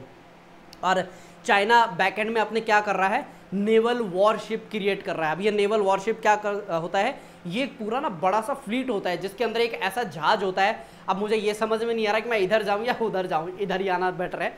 ये इतना बड़ा जहाज होता है कि इसके अंदर क्या होते हैं कि जो आपके फाइटर प्लेन है वो लैंड कर जाते हैं, 1-1 किलोमीटर लंबा इनके डेक होता है, ठीक है। जैसे आपका रूजवेल्ट हो गया, अब्राहम लिंकन हो गया, ये अमेरिका के हैं। जैसे हमारा इंडिया का अभी डिकमीशन कर दिया INS विक्रांत, जो आपकी विक्रांत की जो बाइक है उसके अंदर जो स्टील लगा है वो उसी नेवल वॉरशिप जो हमारा था ना, उसका लोहा उसके अंदर यूज़ हुआ है, ठीक है, INS विक्रांत। नेक्स्ट चलें आगे, हमारा आता है यहाँ पे कुछ एग्जांपल्स दिए हैं, एक बार आप यहाँ पे पॉज कर लीजिए, इसको देख लीजिए, एक बार मैं फिर रीड आउट भी कर देता हूँ। The effect of structure are there but we may lack of ability to see them. जैसे अब यहाँ पे देखिए बोर्ड के ऊपर ना बहुत से अलग अलग चीज़ें यहाँ पे, जैसे कि ये बोर्ड के अंदर आपको ब्लैक ब्लैक लाइन्स मुझे दिखाई दे रही है, आपको नहीं दिखाई दे रही। क्यों नहीं दिखाई दे रही, क्योंकि यहाँ पे जो विजिबिलिटी है वो मुझे मेरे जो आँखों के जो लेंस है, यानी कि 572 मेगापिक्सल के जो मेरी आँखों के लेंस है उसकी वजह से मैं ये सारी क्लियरिटी देख पा रहा हूँ। लेकिन आप जो देख पा रहे हैं वो 108 मेगापिक्सल की वजह से देख पा रहे हैं, यानी कि डिटेलिंग मेरे आंखों की 4 गुना है आपसे ज़्यादा, ठीक है। तो इसी वजह से जो जियोलॉजिकल में स्ट्रक्चर्स होते हैं, जो भी उसके अंदर इम्प्रिंट आता है वो हर जो रॉक के पार्टिकल होते हैं ना उसके ऊपर होता है। लेकिन क्या होता है, हमारी या तो नॉलेज नहीं है या फिर हमारी जो आँख है उसकी इतनी कैपेबिलिटी नहीं है कि वो डिटेलिंग में जाके देख पाए, ठीक है। नेक्स्ट चलें आगे। देखिए ये है आपका कंसेप्ट 3। इसके लिए मुझे क्या करना पड़ेगा, पहले स्ट्रक्चर को हटा देते हैं, ठीक है। एक बार मैं स्ट्रक्चर्स जो यहाँ पे बनाए हुए हैं इसको मैं कर देता हूँ रिमूव। एक बार आप बस इतना देख लीजिए कंसेप्ट नंबर 3 क्या बोल रहा है। Geomorphic process leaves their distinct imprint upon landform. मतलब समझ में आया इसका? देखिए पहले इसी एक ही लाइन को आप थोड़ा सा समझिए, ये लाइन क्या कह रही है। इमेजिन कीजिए आप समुद्र के किनारे टहल रहे हैं, समुद्र के किनारे टहल रहे हैं, मतलब यहाँ पे आपको मैं ये समझाना चाह रहा हूँ इम्प्रिंट का मतलब क्या होता है। ये क्या है, आपका समुंदर है, ठीक है। इस तरफ से आपकी जो लेयर्स है जो पानी की है ना, जिसे बोलते हैं हम वेव बोलते हैं, वो आपकी तरफ क्या कर रही है, अप्रोच कर रही है। यहाँ पे एक जो पीस ऑफ लैंड होता है जिसको हम बीच बोलते हैं, ठीक है। यहाँ पे मैं सिर्फ कैनोटेशन के लिए यहाँ पे बी लिख देता हूँ, ये आपका हो गया ओशन, ताकि आपको समझ में आ जाए। इधर जो आपकी मिट्टी होती है ना वो क्या होती है, लूज बाउंडेड होती है, यानी उसकी जो पार्टिकल्स होते हैं ना आपस में स्ट्रॉन्ग बाउंडेड नहीं होते, लूज बाउंडेड होते हैं। तो जब आप इसके ऊपर चलते हुए जाते हैं, जब आप इसके ऊपर चलते हुए जाते हैं तो आपको क्या देखने को मिलता है, यहाँ पे अपने पैरों के निशान मिलते हैं। इसी तरीके से अगर कभी ग्लेशियर किसी जमीन के ऊपर से चलता है तो क्या करेगा, उसको खुरचता हुआ चलेगा, ठीक है, स्क्रैचेस क्रिएट करता हुआ चलेगा। तो अगर किसी भी जो ज़मीन है वहाँ पे आपको क्या दिखते हैं, स्क्रैचेस दिखते हैं, तो यहाँ पे हमारे जो जियोमॉर्फोलॉजिस्ट हैं वो क्या निकालते हैं, उनकी इंटरप्रिटेशन क्या होती है, once upon a time this land was under the influence of glaciation, ठीक है। जैसे हमारा सदर्न पार्ट, वहाँ पे आपको ये सारे फिनोमेना देखने को मिलते हैं। तो यहाँ से समझ में आता है कि once upon a time in our geological time period और time scale, this Indian peninsula was under the influence of glacier, यानी कि यहाँ पे क्या बहुत ही लार्ज स्केल पे ग्लेशियर हुआ करते थे, ठीक है। अब जैसे ही ग्लेशियर पिघलता है, यहाँ पे भूकंप क्यों आते हैं, वॉल्केनो क्यों फटते हैं, इसके पीछे का रीज़न क्या है, ये आइसोस्टेसी में आपको डिटेल में मैं समझा दूंगा, ठीक है। कई बच्चों ने यहाँ पे कमेंट में लिखा है कि सर भूकंप क्यों आते हैं जब ग्लेशियर पीछे आता है या जाता है। नीचे कमेंट में बताइए, 3 दिन पहले या 4 दिन पहले, मुझे एग्जैक्ट डेट याद नहीं है, मैं आपको कंटेम्प्रेरी इशू में करवा दूंगा। सबसे बड़ा टुकड़ा ग्लेशियर का टूट के अलग हुआ है अंटार्कटिक से, उसके बारे में कुछ पता है तो यहाँ पे मुझे कमेंट में नीचे थोड़ी सी उसकी क्या दीजिए, डिटेल बताइए, आपको क्या क्या पता है उसके बारे में, नाम बता दीजिए, थोड़ा सा डायमेंशन, कुछ और भी चीज़ें आई थी द हिंदू के न्यूज़पेपर में, ठीक है। यहाँ पे मैंने क्या क्या बता दिया, अच्छा इम्प्रिंट यहाँ पे बता दिया। अब उसके बाद एक ऐसा ही एग्जाम्पल एक और मैं आपको देता हूँ। आपको पता है केदारनाथ कब बनाया गया था? ये जो 2013 की त्रासदी आई थी, याद आया आपको? केदारनाथ के अंदर एक टेम्पल है, वहाँ पे सिर्फ वो टेम्पल बचा था क्योंकि उस टेम्पल के ऊपर से वो जो 100 फीट ऊंची जो पानी की लहर थी ना वो उसके ऊपर से गई थी। उसकी स्ट्रक्चर इस तरीके से बनाई गई थी कि उसको कुछ भी नहीं हुआ। लेकिन क्या आपको ये पता है कि हमारा जो ये प्यारा जो मंदिर है, केदारनाथ का मंदिर है, वो बर्फ़ के नीचे था। कितने साल? 300 से 400 साल बर्फ़ के नीचे था। और जब बर्फ़ पिघलती है तब हमें पता चलता है कि यहाँ पे ये टेम्पल है, ठीक है। और ये 300 से 400 साल बर्फ़ के नीचे रहा है। ये कैसे पता चला? जब केदारनाथ की जो दीवारें हैं ना उनको जब स्टडी किया, आप नेट के ऊपर जाके चेक कीजिएगा, केदारनाथ की टेम्पल की ना आप दीवारें देखिएगा, उसके ऊपर आपको स्क्रैचेस मिलेंगे। किसी ने चम्मच से लेके स्क्रैच किया नहीं, ये ग्लेशियर के नीचे था। तो इसी को क्या बोला जाता है, जो लैंडफॉर्म किसी पर्टिकुलर क्लाइमेट के अंडर होता है उसका इन्फ्लुएंस उसके ऊपर पड़ता है और उसका क्या मिलेगा, इम्प्रिंट भी जरूर मिलेगा। जैसे अगर कोई कंसिस्टेंटली पानी के नीचे है, यानी कि बारिश होगी, नदियाँ जाएंगी, नदियों की वजह से क्या होगा बताइए, रेल इरोजन होगा। फिर सबसे पहले तो शीट इरोजन होता है, फिर रेल गली, फिर उसके बाद बैडलैंड टोपोग्राफी बन जाएगा, ठीक है। ये माइट भी दूसरे भी रीज़न से हो सकता है, लेकिन आपको समझाने के लिए मैंने आपको ये एग्जांपल दिया है, ठीक है, कि जैसे जैसे जो भी इवेंट होता है, जैसे बर्फ़ गिरती है, बर्फ़ क्या होती है, धीरे धीरे धीरे धीरे धीरे क्या करेगी, उसके बीच के अंदर जो हवा होती है उसको कम करती जाएगी। क्यों? क्योंकि एक लेयर ये हो गई, ये फर्स्ट लेयर है, ये सेकंड लेयर, फिर थर्ड, फोर्थ, फिफ्थ, तो धीरे धीरे क्या होता है, वजन बढ़ता जाता है और ये आपस में क्या होती है, जुड़ जाती है, कॉम्पैक्ट हो जाती है। अब इसके नीचे मान लीजिए ये पेन है, ठीक है, ये पेन है और धीरे धीरे इसके ऊपर क्या आ रहा है, प्रेशर आता जा रहा है। अब आप देख रहे हैं पेन का साइज छोटा हो जा रहा है। अब ये मत देखिए सर ये नीचे दिख रहा है, ये मान के चलिए है ही नहीं। इस तरीके से आप समझ के देखिए पेन का साइज छोटा हो गया, यानी कि इम्प्रिंट आपको दिखाई दिया है। आई थिंक इतना ज़्यादा आपको डिटेल में बताने के बाद आपको हमेशा के लिए याद रहेगा इम्प्रिंट का मतलब क्या होता है। चलिए मैं पूरी स्टेटमेंट दोबारा से पढ़ देता हूँ। Geomorphic process leave their distinct imprint upon a landform and each geomorphic process develops its own characteristic assemblage of landform. ये एकदम भारी भरकम आपको जो स्टेटमेंट है समझ में आ गई, ध्यान में आ गया ये क्या कहना चाह रहा है, ठीक है। सिंपल सी बात है, अगर जैसे आप बीच के ऊपर चलते हुए गए, यहाँ पे आपको पीछे मुड़ के अपने पैरों के निशान दिखते हैं, जैसे आप बर्फ़ पे चलते हैं पीछे मुड़ के देखते हैं तो पैरों के निशान दिखते हैं। इसी तरीके से जैसे जैसे मौसम में परिवर्तन होता है, ज़मीन के ऊपर भी क्या दिखते हैं, स्ट्रक्चर्स अलग अलग बनते हैं और अलग अलग लैंडफॉर्म आपको दिखाई देते हैं बनते हुए। यहाँ पे देखिए एंडोजन यानी कि वॉल्केनिज्म और अर्थक्वेक, एक्सोन जो बाहर से जो फोर्सेस लगती हैं, एक्सोजेनेटिक जैसे आपकी वेदरिंग हो गई, मास वेस्टिंग हो गई, इरोजन हो गया, ठीक है, ये आपको देखने को मिलेंगे एक्सोजेनेटिक में भी, ठीक है। अब बारी है जो स्ट्रक्चर है ना उसको एक बार समझिए आप, ठीक है। अभी ये स्ट्रक्चर जो दिख रहे हैं ना, मैं इसको जूम इन करता हूँ, ठीक है, ताकि आपको चीज़ें थोड़ा सा और बेहतर तरीके से क्लियर हो पाए, ठीक है। अब मैं यहाँ पे क्या करता हूँ, मुझे बस इतनी सी जगह चाहिए, बाकी आप थोड़ा सा यहाँ पे देख पाएंगे। यहाँ पे देखिए, यहाँ पे जो आपकी सबसे पहली वाली जो पिक्चर है, यहाँ पे सबसे पहली पिक्चर, उसके अंदर क्या दिख रहा है, मिट्टी नीचे आती भी दिख रही है, ठीक है। फिर उसके बाद यहाँ पे जो, एक मिनट मुझे खुद नहीं दिखाई दे रहा भाई, कहाँ कौन सा बता रहा हूँ मैं। चलिए ये आप सिर्फ इतना सा समझ लीजिए कि ये जो अलग अलग यहाँ पे ना एक्सोजेनेटिक और एंडोजेनेटिक क्या हुई है, प्रोसेसेस मिलके एक्ट कर रही है, तो अलग अलग आपको क्या देख रहे हैं, इम्प्रिंट देखने को मिल रहे हैं। कभी कभी पूरा पहाड़ टूट के अलग हो जाता है, ठीक है। कभी क्या होता है, धीरे धीरे धीरे धीरे जो रॉक के पार्टिकल है, जैसे लैंडस्लाइड हो गया, ठीक है, या फिर मास वेस्टिंग होता है, पूरा पूरा पहाड़ बोलता है चलो भाई घूमने चलते हैं, ठीक है। तो इस तरीके से आपको अलग अलग क्या देखने को मिलेंगे, इम्प्रिंट्स देखने को मिलेंगे। यहाँ तक क्लियर हो गया, बहुत बढ़िया। अब इसको कर देते हैं, इसके पूरे जो स्केल है साइज़ में इसको रख देते हैं, ताकि हमारा जो नेक्स्ट जो पॉइंट है वो आपको अच्छे से क्लियर हो पाए। नेक्स्ट, अब देखिए जो आपकी एंडोजेनेटिक और एक्सोजेनेटिक प्रोसेसेस लगती हैं, उसके लिए हमने यहाँ पे आपके लिए क्या क्रिएट कर दिया है, एक फ्लो चार्ट बना दिया है, ताकि आप चीज़ों को और बेहतर तरीके से समझ पाएँ। ये मैं आपका कर देता हूँ पूरी स्क्रीन के ऊपर, ताकि आप अच्छे से समझ पाएँ। देखिए सबसे ऊपर स्टार्ट होता है जियोमॉर्फिक प्रोसेस, फिर दो आर्म्स जाती हैं इसकी, एंडोजेनेटिक और एक्सोजेनेटिक। एक एंडोजेनेटिक और एक एक्सोजेनेटिक आपकी दो आर्म्स है, फिर उसके बाद स्लो मूवमेंट और सडन मूवमेंट, ठीक है।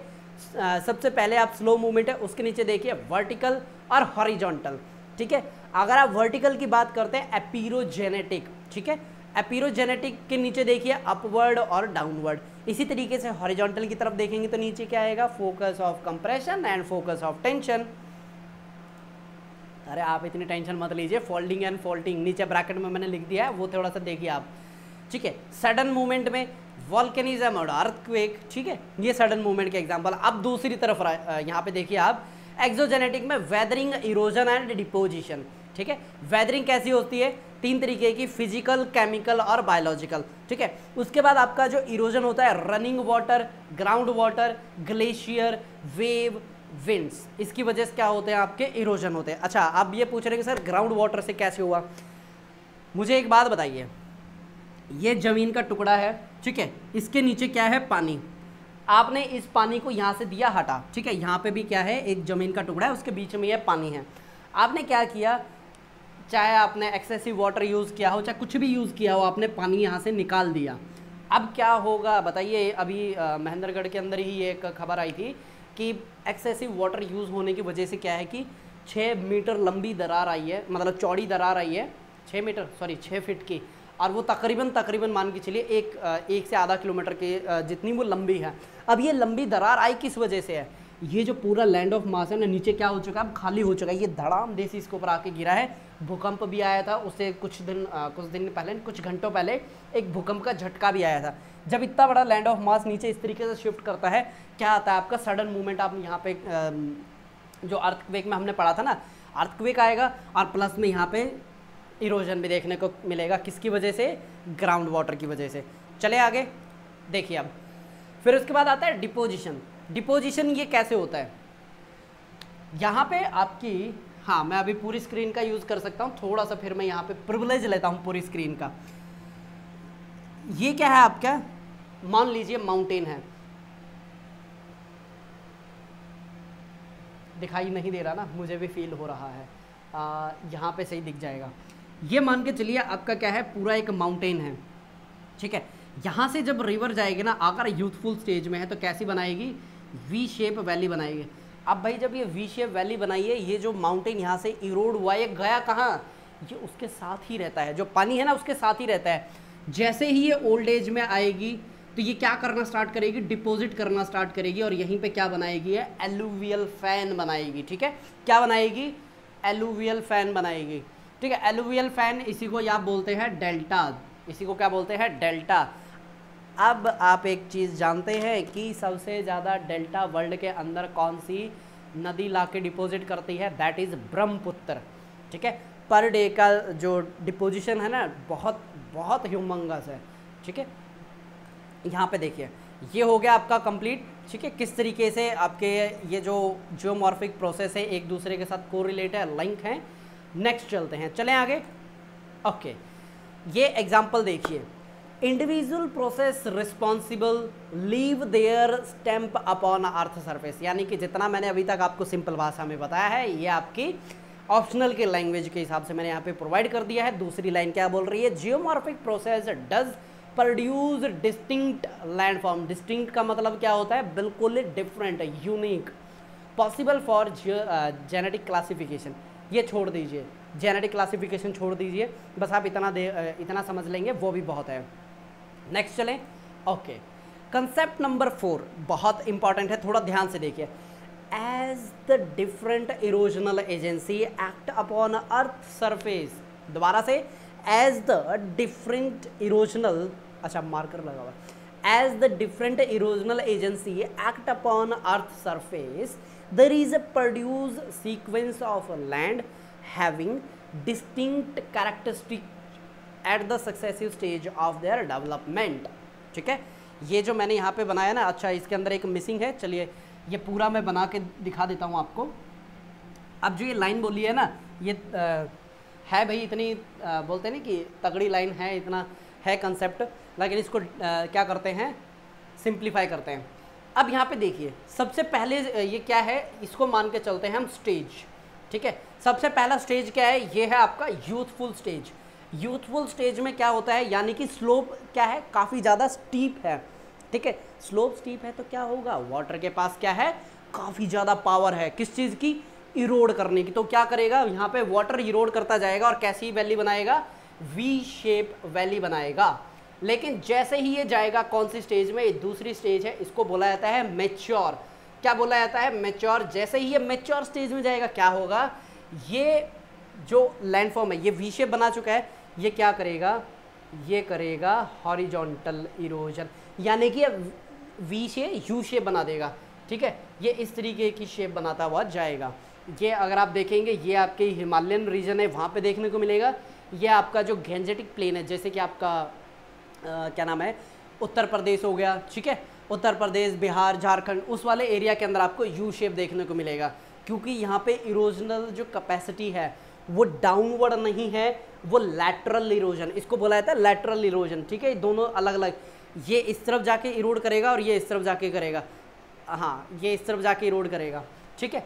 ये हो गया आपका मैच्योर स्टेज। अब इसके बाद क्या होगा? अरे बुढ़ापा आ जाएगा सीधा सीधा, ठीक है। क्या आ गया? अब बुढ़ापा आ गया, ओल्ड एज। अब ये ओल्ड एज की वजह से क्या होगा? ये इसको डिपॉजिट करता जाएगा, ठीक है। ये क्या करेगा? डिपॉजिट करेगा। तो यहाँ पे इस तरीके की स्ट्रक्चर तो नहीं बनेगी। यहाँ पे आप थोड़ा सा देखिए, जैसे जैसे ये ओल्ड एज के पास ज़्यादा जाएगा ना, क्या होना स्टार्ट हो जाएगा? मिएंडरिंग स्टार्ट हो जाएगी, ठीक है। मिएंडरिंग मतलब ये इस तरीके से फ्लो करना स्टार्ट कर देगा। और जैसे ही ये यहाँ पे टच हुआ, क्या हो गया? यहाँ पे ये टच हो गया, तो ये पूरा ये पाथ फॉलो नहीं करेगा। जो इसको शॉर्टेस्ट डिस्टेंस मिलेगा ना, ये शॉर्टेस्ट डिस्टेंस है उसी के थ्रू क्या करेगा, जो वाटर है फ्लो करना स्टार्ट कर देगा और यहाँ से ये हो जाएगी कट डाउन। और ये जो लेक बनती है इसको बोला जाता है ऑक्सबो लेक। क्या बोलते हैं इसको? ऑक्सबो लेक इसको बोलते हैं, जो आपकी क्या होती है, मियंडरिंग की वजह से बनती है। मेंडर का मतलब होता है ऐसे आड़ा तिरछा चलना। सांप देखा आपने, सांप कैसे चलता है? हाँ, वो क्या है आपकी मियंडरिंग है। अरे पिक्चर्स में दिखा देंगे जब चैनल मॉर्फोलॉजी आएगा। ये कंसेप्ट आपका अभी चल रहा है, कंसेप्ट नंबर 4, उसके साथ ये लिंक करना बहुत जरूरी था, ये मैंने आपको बना के दिखा दिया है। बताइए ये क्लियर हो गया आपका? तो यानी कि कंसेप्ट नंबर 4 भी आपका क्लियर होगा। थर्ड लाइन में देखिए, by Davisian metaphorical term youth, mature, old age commonly use to designate stage of development. ठीक है, यूथ मतलब वी शेप, मैच्योर मतलब यू, वी बोला है हाँ, V shape, U shape, meandering, फिर उसके बाद आ जाएगा आपका डिपोजिशन यानी कि डेल्टा का बनना।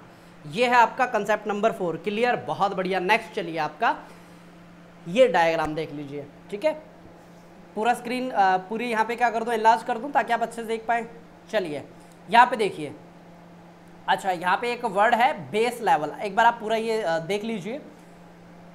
वी शेप, ठीक है, ए देखिए यहाँ पे ए लिखा हुआ मिल रहा है ना सबसे ऊपर, फिर उसके नीचे क्या है, बी लिखा हुआ दिख रहा है ना, यानी कि यहाँ पे क्या है, youthful stage, rapid down cutting. फिर उसके बाद देखिए सी, यहाँ पे सी में क्या देखने को मिल रहा है आपको, देखिए ध्यान से, सी में आपको क्या मिल रहा है, मैच्योर, और यहाँ पे क्या मिलेगा आपको, फ्लड प्लेन। ठीक है, फिर उसके बाद आप देखिए ओल्ड एज, ओल्ड एज के अंदर आपको क्या देखने को मिल रहा है, यहाँ पे मेंडरिंग होगी और फिर उसके बाद हाँ डिपोजिशन स्टार्ट होगी। और यहाँ पे बहुत ह्यूमंगस अमाउंट में जो यहाँ पे क्या होता है, इरोडेड अमाउंट होती है ना किसकी, जो रिवर के थ्रू इरोड किया जाता है वो डिपोजिशन होना स्टार्ट हो जाता है। ठीक है, बहुत ज़्यादा अमाउंट में होता है। ब्रह्मपुत्र का जब करेंगे और डिटेल में देखेंगे। अब यहाँ पे देखिए कॉमन लाल अक्षरों में आपको देखने को मिल रहा है बेस लेवल। क्या देखने को मिल रहा है, बेस लेवल। अब आप ये थोड़ा सा ना ध्यान से समझिए, बेस लेवल एक्चुअली भला क्या है ये। ठीक है, इसी को ही बेस लेवल बोला जाता है, इसी को ही ग्रैंड बेस लेवल भी बोला जाता है, और इसी को ही बोला जाता है कि इससे ज़्यादा इरोड नहीं कर सकती कोई भी रिवर। ठीक है, इससे ज़्यादा कोई भी रिवर किसी भी लैंड फॉर्म को इरोड नहीं कर सकती, उसको क्या बोला जाता है, बेस लेवल बोला जाता है। अब थोड़ा सा मैं समझा देता हूँ बेस लेवल क्या होता है। देखिए ये है आपका माउंटेन, ठीक है, फिर उसके बाद यह क्या स्टार्ट हो जाता है आपका, प्लेन स्टार्ट हो गया। प्लेन के बाद आपका क्या आता है, यहाँ पे समुंदर स्टार्ट हो गया। ठीक है, यहाँ पे क्या स्टार्ट हो गया, समुंदर स्टार्ट हो गया। यानी कि जो किसी भी ज़मीन को इरोड करने की जो वाटर के पास पावर है, कहाँ तक की है, जो ये वाला पोर्शन देख रहे हैं ना आप, यहाँ तक कोई भी जो पानी है ना वो ज़मीन को क्या कर सकता है, इरोड कर सकता है। इसी को क्या बोला जाता है, base level, grand base level. ठीक है, ये सारे टर्म आगे हम पढ़ेंगे।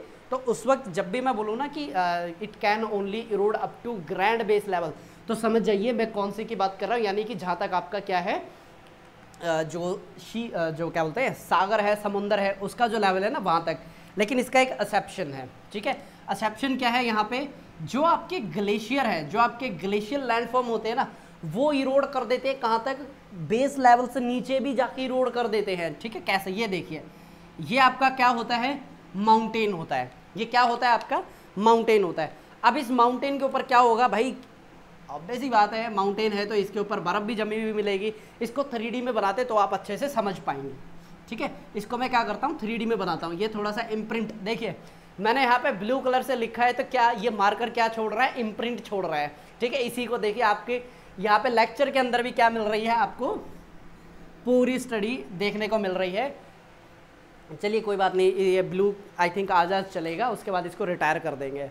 ठीक है, अब देखिए यहाँ पे हम क्या देख रहे हैं कि जो आपकी ग्लेशियल टाइप ऑफ क्या है, स्ट्रक्चर है, उसके अंदर किस तरीके की आपको चीज़ें देखने को मिलेंगी। यहाँ पे लेते हैं हम 3D स्ट्रक्चर। ठीक है, ये क्या है आपका 3D स्ट्रक्चर ऑफ माउंटेन। और यहाँ पे आप देखिए होगा क्या, यहाँ पे ये इस तरीके से इसको पूरा इरोड कर दिया जाएगा। ठीक है, किस वजह से वो भी मैं आपको बताता हूँ। इसको आप मान के चलिए ये हटा दिया गया है। ठीक है, ये वाला जो एरिया है हटा दिया गया, मतलब यहाँ पे ग्लेशियर की वजह से ये हट चुका है। अब आप एक चीज़ गौर कर रहे हैं, ये जो एजिस हैं, ये जो एजिस है कैसी दिख रही हैं आपको, साफ दिख रही है कि नहीं दिख रही। इसको मैं क्या करता हूँ, थोड़ा सा आपको 3D में ये आप दिखा दिया, अब मैं आपको इसको क्रॉस सेक्शन के तौर पे दिखाता हूँ ये एक्चुअली दिखता कैसा है। ये एक बार आप थोड़ा सा देखिए, ठीक है। ये कुछ इस तरीके की स्ट्रक्चर आपको दिखाई देगी, ठीक है। ये कुछ इस तरीके की स्ट्रक्चर आपको दिखाई देगी। बर्ज खंड वगैरह क्या होते हैं वो मैं आपको बता दूंगा। अब ये वाला जो पार्ट है ना, ये ऐसा लग रहा है एकदम आइसक्रीम की स्कूप निकालते हैं ना, यहाँ से आइसक्रीम की स्कूप करके निकाल दी है। ये आइसक्रीम की स्कूप सच में जो आइस है ना उसी ने निकाली है, और वो आइस क्या है आपका ग्लेशियर है, ठीक है। यानी कि ये पूरा एरिया किस में था, ये ग्लेशियर के नीचे ढका हुआ था। ये पूरा एरिया ग्लेशियर के नीचे ढका हुआ था, लेकिन अब हुआ क्या, जैसे जैसे यहाँ पे मेल्टिंग हुई है ये तो निकल गया है, लेकिन यहाँ पे क्या आपको देखने को मिलेंगी, लेक्स देखने को मिलेंगी। अब जब यहाँ पे ग्लेशियर होते हैं, ये जो आप देख रहे हैं ना ये वाला जो लेवल है, ये कभी कभी जो सी लेवल है उससे नीचे भी चला जाता है। ये एक एक्सेप्शन है आपका कि आपकी जो ग्लेशियर है वो इरोड कर देते हैं, जो लैंड फॉर्म है उसको बिलो द जो ग्रैंड बेस लेवल है ना उससे भी नीचे आपको इरोड करते हुए दिखेंगे। समझ में आ गया एक्सेप्शन? चलिए मैं दोबारा से आपको दिखाता हूँ। ये बेस लेवल आपको समझ में आ गया है, बहुत बढ़िया। फिर उसके बाद आपने क्या देखा है, अलग अलग स्ट्रक्चर, फिर अभी हमने यहाँ पे एक्सेप्शन भी समझा दिया है। नेक्स्ट चलें, इसको एक बार छोटा कर लेता हूँ ताकि आपको मैं और अच्छे से चीज़ें समझा पाऊँ। देखिए मुझे खुद नहीं पता चला आपका ये लेक्चर 1 घंटे का कब हो गया। चलिए आगे देखते हैं। नेक्स्ट, ये जो अभी मैंने आपको मेंडरिंग और यहाँ पे डिपोजिशन डेल्टा दिखाया था, इसको मैं कर देता हूँ पूरी स्क्रीन के ऊपर। ध्यान से देख लीजिए, ये जो सबसे ऊपर वाली पार्ट है ना, देखिए जो सबसे ऊपर वाला पार्ट है, पहले आप मुझे देखिए, सबसे ऊपर है आपका माउंटेन पार्ट, फिर उसके यानी कि आपका यूथफुल, फिर मेच्योर, फिर आपका ओल्ड एज, और साइड में मैंने क्या लगा दिया है आपको दिखाने के लिए, ये जो नंबर 4 है ना, ये टेढ़ा पता क्यों है? ये टेढ़ा इसलिए है क्योंकि इसमें मेंडरिंग हो रही है। मेंडरिंग ये बेसिकली जब आप इसका क्रॉस सेक्शनल करते हैं, जैसे डॉक्टर अंदर तक चीर फाड़ करके देखता है ना कि एक्चुअली माजरा क्या है, ये तबीयत खराब क्यों हुई है, बिल्कुल इसी तरीके से हम जब चैनल मॉर्फोलॉजी करेंगे ना, चैनल को बिल्कुल एकदम क्रॉस सेक्शनल व्यू से, वर्टिकल व्यू से पूरा देखेंगे। भाई यहाँ पे ये मेंडरिंग इतनी ही क्यों होगी, क्या इसकी वैल्यू 1 है तो मेंडरिंग कितनी होगी, 1 से अगर ज़्यादा, अब ये वैल्यू 1 कहाँ से आई देखेंगे, उसको भी हो गया। मेंडरिंग भी होती दिख रही है आपको और डेल्टा भी बनता हुआ दिख रहा है, और साथ में ABC करके यहाँ पे एक और क्रॉस सेक्शनल दिखाया गया है। मैंने आपको बहुत सारे अलग अलग डायग्राम यहाँ पे शो किए हैं ताकि आपको चीज़ें एकदम क्रिस्टल क्लियर हो जाएं, ठीक है।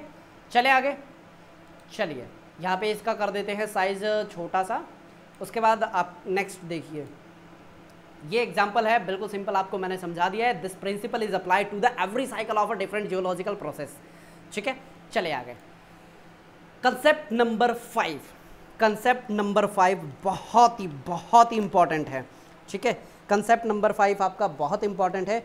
एक बार आप खुद रीड आउट कीजिए। मैं इतने ये जो बोर्ड है ना इसको तैयार करता हूँ, मैं बोर्ड को क्या करता हूँ, तैयार करता हूँ, और आप थोड़ा सा इस पूरी स्क्रीन को ध्यान से देखिए। Complex is more than simplicity in geomorphic evolution. इसका मतलब क्या है? इसका मतलब ये है, सिंपल से समझाता हूँ। मान लीजिए आप एक लड़के हैं, ठीक है, अरे मैं एग्जांपल लड़कों का ले रहा हूँ अभी, ठीक है। आप एक लड़के हैं, अगर मैं यहाँ से आपके रिलेशन की बात करूँ, मैं आप एक बॉय होने के साथ साथ आप अपने जो पापा हैं उनके क्या है, बेटे भी हैं, आप अपने मम्मी के भी बेटे हैं, ठीक है। अगर आपके बड़े भाई हैं, उनकी शादी हो चुकी है तो आप देवर भी कहलाएंगे। आपकी सिस्टर है तो आप क्या कहलाएंगे, उनके भाई भी कहलाएंगे। तो यानी कि क्या है, यहाँ पे पर्सन एक है लेकिन अलग अलग पर्सन्स के साथ उनके रिलेशन का अलग नाम है। यानी कि क्या हुआ, कॉम्प्लेक्सिटी बढ़ गई है। अगर मैं यहाँ पे बात करूँ राम, अरे राम एज ए मैं किस रिलेशन की बात कर रहा हूँ, माफ़ी चाहूँगा, मैं नाम कुछ और कर लेता हूँ, श्याम कर लेता हूँ कि ये कॉमन नाम है ना, आ ही जाता है, चलो आप मेरा ही नाम ले दीजिए। मैं यहाँ पे बात कर रहा हूँ तेज की, ठीक है। अब ये जो नाम है यहाँ पे तेज, मैं किस पर्सपेक्टिव से ले रहा हूँ, एज ए टीचर के तौर पे बात की जा रही है तेज की, एज ए फ्रेंड के तौर पे बात की जा रही है। ये क्या हो गया, अभी तक चीज़ें ना क्लियर नहीं हुई है, ये क्या हो गया आपका, कॉम्प्लेक्स प्रोसीजर हो गया। इसी तरीके से जब आप किसी भी लैंडफॉर्म की बात करते हैं, ऐसा थोड़ी ना प्लेटर के ऊपर रखा होता है, ये लीजिए ये एक सिंपल लैंडफॉर्म है, पढ़ लीजिए समझ लीजिए, ऐसा नहीं होता। आपको कॉम्प्लेक्सिटी बहुत आसानी से मिल जाएगी, लेकिन सिंप्लिसिटी बहुत रेयर होगी। ये कंसेप्ट नंबर 5 है, दोबारा से पढ़ लीजिए। Complexity is more than simplicity in geomorphic evolution. समझ में आ गया? अब देखिए नेक्स्ट लाइन क्या है, rare to find an landscape that influence by single geomorphic process. ठीक है, that is influence by simple geomorphic process. 1 minute आप मुझे दे दीजिए ताकि मैं आपके लिए कुछ बेहतरीन यहाँ पे मैंने लिखा है। ठीक है, यहाँ पे देखिए 3-4 चीज़ें होती हैं। सबसे पहला होता है सिंपल लैंडफॉर्म, फिर होता है आपका कंपाउंड लैंडफॉर्म, फिर उसके बाद होता है आपका मोनोसाइक्लिक, फिर होता है आपका पॉलीसाइक्लिक। ठीक है, जो आपका S से डिनोट कर रहा है यानी कि सिंपल, C से डिनोट कर रहा है यानी कि कंपाउंड, M से डिनोट कर रहा है ये है आपका मोनोसाइक्लिक। ठीक है, मोनोसाइक्लिक। फिर उसके बाद आपका होता है पॉलीसाइक्लिक। मैं वर्ड्स का भी समझाता हूँ मीनिंग क्या है। और क्या है, एक्ज्यूम्ड और रीस्ट्रक्चर्ड। एक्ज्यूम्ड EXE मान लीजिए आप। अब ये 5 हैं, थोड़े से आप ध्यान से देखिए। सबसे पहला है सिंपल। सिंपल का मतलब क्या कि अभी अभी क्या हुआ है, हाँ, first degree order of relief है। याद कर लीजिए, सैलिसबरी का कंसेप्ट आपको करवाया था, क्या बात है, जेठालाल की लैंग्वेज आ रही है, करवाया था आपको। उसके अंदर आपका प्राइमरी, सेकेंडरी, टर्सरी यानी कि first order, second order, third order relief feature करवाए थे। सिंपल मतलब सिर्फ एक ही प्रोसेस हुई है उसके ऊपर। ठीक है, एक प्रोसेस मतलब यूथ, मैच्योर, ओल्ड, बस खत्म, उसके आगे कुछ नहीं हुआ। ये क्या हुआ, एक जियोमॉर्फिक प्रोसेस। एग्जांपल के लिए समझा रहा हूँ। अब हुआ पता क्या है, कॉम्प्लेक्स किसको बोला जाएगा, यहाँ पे यूथ, मैच्योर, ओल्ड एज, सिर्फ समझाने के लिए बोल रहा हूँ। अगर सिर्फ एक ही आपको सीक्वेंस देखने को मिल रहा है सिंपल, अगर यहाँ पे यूथ, मैच्योर, ओल्ड एज, फिर यूथ, मैच्योर, ओल्ड एज, फिर youth, mature, old as, youth, mature, old as, ये क्या हुआ भाई, कॉम्प्लेक्स हो गया। ठीक है, क्या हुआ, कॉम्प्लेक्स, यानी कि एक से ज़्यादा सीक्वेंस आपको देखने को मिल रहे हैं ना। अगर मैं इसको एकदम रियल कंडीशन में पढ़ाऊँ तो इसका मतलब क्या होगा, सबसे पहले आपको क्या देखने को मिलेगा, आपका जो इंडियन प्लेट है यानी जो पेनिनसुलर प्लेट है, ड्रिफ्ट हुआ है आगे, कॉन्टिनेंटल ड्रिफ्ट में पढ़ेंगे क्या हो रहा है, ये इस तरीके से आगे मूव करता जा रहा है। यहाँ पे ये है 60 डिग्री लैटिट्यूड के ऊपर, ये है 40 डिग्री लैटिट्यूड के ऊपर, यहाँ पे आ गया 20 डिग्री लैटिट्यूड के ऊपर, फिर ये यहाँ पे आ गया, ये है आपका 0 डिग्री लैटिट्यूड के ऊपर यानी इक्वेटर पे, फिर ये और आगे निकल गया यानी कि ये फिर दोबारा यहाँ पे 20 डिग्री लैटिट्यूड पे।